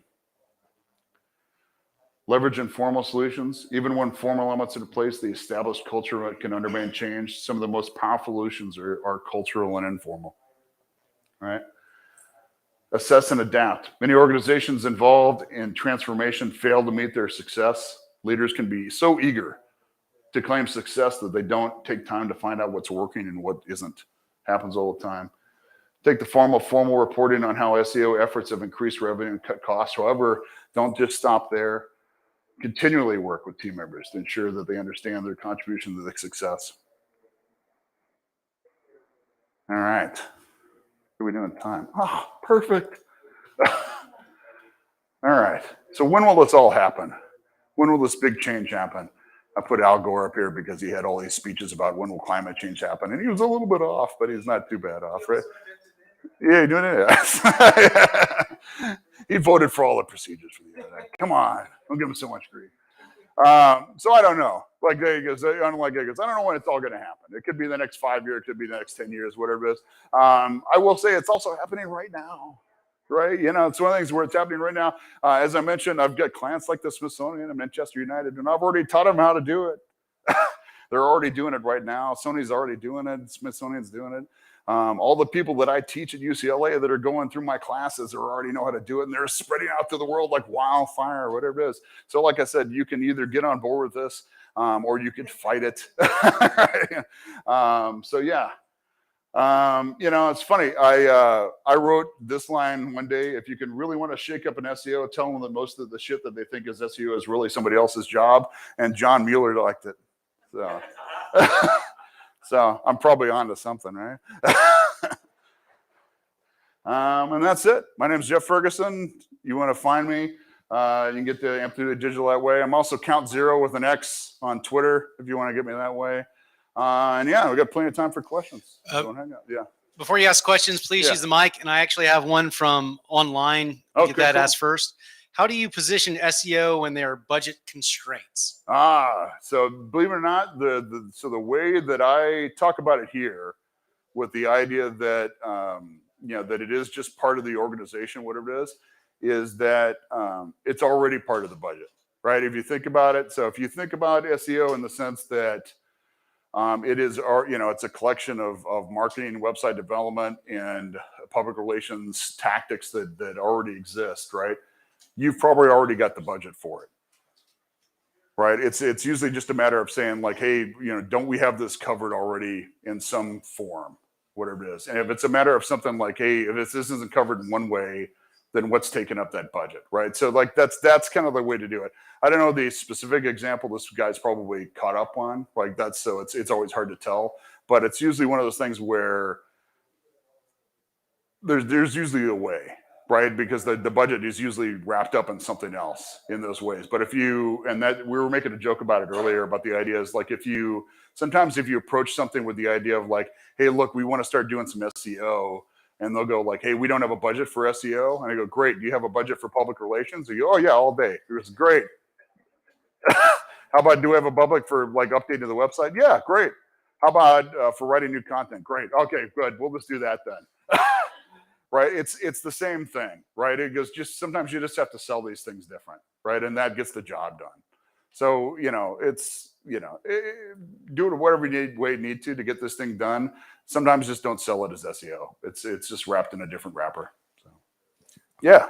This is not really a question, just a comment, but I work for an agency, and I find when we have our hands in so many, help the client with so many other things, it makes it hard for them to get rid of us. Yeah. So when we help with this and we help with that, it's not just SEO. We get a little bit paid search. We help them, train them for PR. When it's time for them to cancel, they're like, oh, we didn't realize you helped with that. Yeah. Help with that or help with that. So it makes you a lot stickier. Yeah. It's hard to unravel this, right? Yeah, exactly. Yeah. That can happen too. Yeah. We're involved with a lot of stuff. I mean, I'll give you some insight into the way our agency works these days, especially when it comes to SEO, is like, we're almost designed to be thrown out, like when it comes to the SEO side of things, but it's not such a bad thing, right? Like we come in with this very consulting approach for these enterprise clients. So we come in and really, we do these large scale audits. We do show them everything that's up, as far as like, this is broken and this needs work. And we're going to help you with this content strategy, and we're going to help you with the link building strategy, and we're going to help you with an education program to actually train everybody for it, and we're going to help you with change management, and we're going to help you through this whole process. So we really walk you through this entire process, and then usually we've got a retainer that lasts anywhere for like 6 months to a year to make sure that it gets implemented and it kind of hangs out, and it's just the way that it works, right? But we also know that relationship, like in that form, is not going to last forever. However, what we have noticed is that the referral for that is really fantastic, because people generally say, hey, look, this is the way we like to do things, especially for these big companies. But we've also noticed that the paid side of the business, which we also do as an agency, Amplitude does like that, that shows up pretty quick, right? So it's one of the things where they're like, hey, while you're in here, would you mind taking a look at our paid search ads? Or would you mind taking a look at the rest of those? You do that too, right? And that shows up, and suddenly that business appears, and we end up picking all those things up. So you're not far from the mark on that side. And suddenly that relationship's there because they trust us, but suddenly we're not the types of SEOs that look predatory, and are the ones that are basically seeing, we're not the black box type of SEOs where it's like, hey, don't worry about it. We're just going to do a bunch of stuff and not tell you what's actually going on. Instead, we're so transparent that, we made ourselves redundant. Right? So yeah, it all gets there, right? But yeah. Any other questions? I was just saying, am I that good? I'm sorry. Thank you. Hi, you're talking a lot about content. Are there any content tools or strategies that you can share? It's funny. On the content tools, shoot, I mean, like a lot of the good keyword tools that are out there, just solid, good old fashioned keyword tools have been around for a while. I still love using those. So, SEM Rush's keyword tool is my favorite these days. It's actually pulling in a lot of stuff with its questions and it's the keyword magic and the way it's all laid out. It seems to work with me. Then again, I still really like Answer the Public. Even after it got bought, I don't think I was so afraid when that tool got bought they were going to screw it up, but it seems to be okay. Even though they screwed up its person up front, I think I like the old guy better. But it's still a good way to do stuff, and you still have to kind of move that data into something else to really get it to do what you want to. But it's a good way to do it, and but yeah, a lot of the other ones out there that I try everything as it comes out, as far as like, hey, is this worth anything as far as tools go? And I really, I'm really not seeing anything that's really blowing my mind. There's so many of them that are trying to be these great like content marketing tools. And usually the stuff that they're pushing on you as far as information goes is usually incorrect, or it's not actually, SEO accurate, I guess is the way to do it. They're usually pushing stuff to where they're saying things like, oh, it's still pushing things like word count, or it's still pushing things like keyword density, which isn't a thing, right? Or stuff like that where you're going to go like, what's wrong with you? Why are you doing that? All stuff that has been rejected outright from years ago and stuff like that. And you go like, well, that should go away, right? And so, but otherwise, like the classic stuff of just kind of saying like, hey, this is good data for inspiration is mostly what I use in that as far as strategy goes. But yeah, I mean, I've got when I teach at UCLA, I've got a whole, like one night is just about content development and stuff like that. And it's, I could go on and on. I really still love that part of it. But yeah. Any others? Hi, so I'm also with an agency, and I think my biggest challenge working with enterprise brands in the past is that there's a lot of people, and things just get really slowed down when you're trying to push things through. Mm-hmm. So, how do you go about getting things through the pipeline? Yeah, I mean, it was that whole process, unfortunately, but it's like I mean, it's a process, man. I'm not gonna lie to you and say like it's such a breeze, like, oh, you just like, everything that I've just put in front of you. I mean, we are talking about like months of work, and it is something to where like that process is also part of the sales process, so when I'm actually doing it, like that's how I sold into the process in the first place. Like, this is the way that we're doing it. And if you're not game for this, like, then don't sign the contract. Right. It's so, and so that's just part of the game. Right. So it's one of the things where, so I can, it's one of the things where after the fact, if you're struggling with that kind of stuff, I can see why, because at this point, you're probably running into walls where you've got a bunch of people that are entrenched that are gone like, yeah, I'm just not going to do it. And screw this guy that we hired. I don't care how much you paid money for it. We're just never going to change. So it's kind of like the way this system's set up, unfortunately. So it's a sad way this kind of work. I mean, the only thing I can kind of throw at you is kind of like try and take a lot of the stuff that I threw at you on here, which I think they're going to give you all these things, right? But like, try your best to kind of sneak it in, as much as you can, along this nice, and see if that breaks down any walls over time, and obviously you can't do anything about, like, you can't give them bonuses and stuff like that. But like, there's little pieces of the puzzle that you can really do to try and get around these things and see where it makes a difference, as far as just encouragement and along the way, and see if that does the trick, right? But outside of that, otherwise it's just a matter of like, there's going to be some failure in your future that you're going to have to deal with. And at some point, when that becomes very evident that that's going to be in their future, you're going to have to let them know, like, this is coming and I'm going to let you know that it's coming unless you change course. Right. And so if you don't want it to happen, here's a bunch of stuff that I think we can do to fix that I want to implement. And that's the best way to do it. Right. But it's like, it's going to mean starting over with a bunch of new plans. but that's the best way I can suggest it, right? So it's going to mean a lot of work, right? But it's the best way I can think of at this point, right? But it's kind of like I don't know if you've probably encountered it at least once. I know most people have. It's kind of like it's trying to like taking over a campaign that never really established its goals in the beginning, and then you come in and somebody asks you, it's like, hey, is this campaign successful? And I go, I don't know what you're trying to do. Like it's like that. It's like you're really trying to come in after the fact and fix something that like didn't get off on the right footing to start with.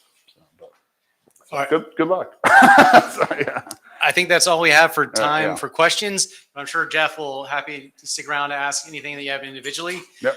Again, thank you. Let's give Jeff another round of applause. Thank you so much. I'd like to thank our room sponsor, Imaginuity, and we have the last session that's in the main room with Bill Hartzer ending the keynote. Thanks, everyone, and have a great day. Go see Bill. Bill's great. Hey, man. Danny. Hey, Danny. Quick question. Yeah.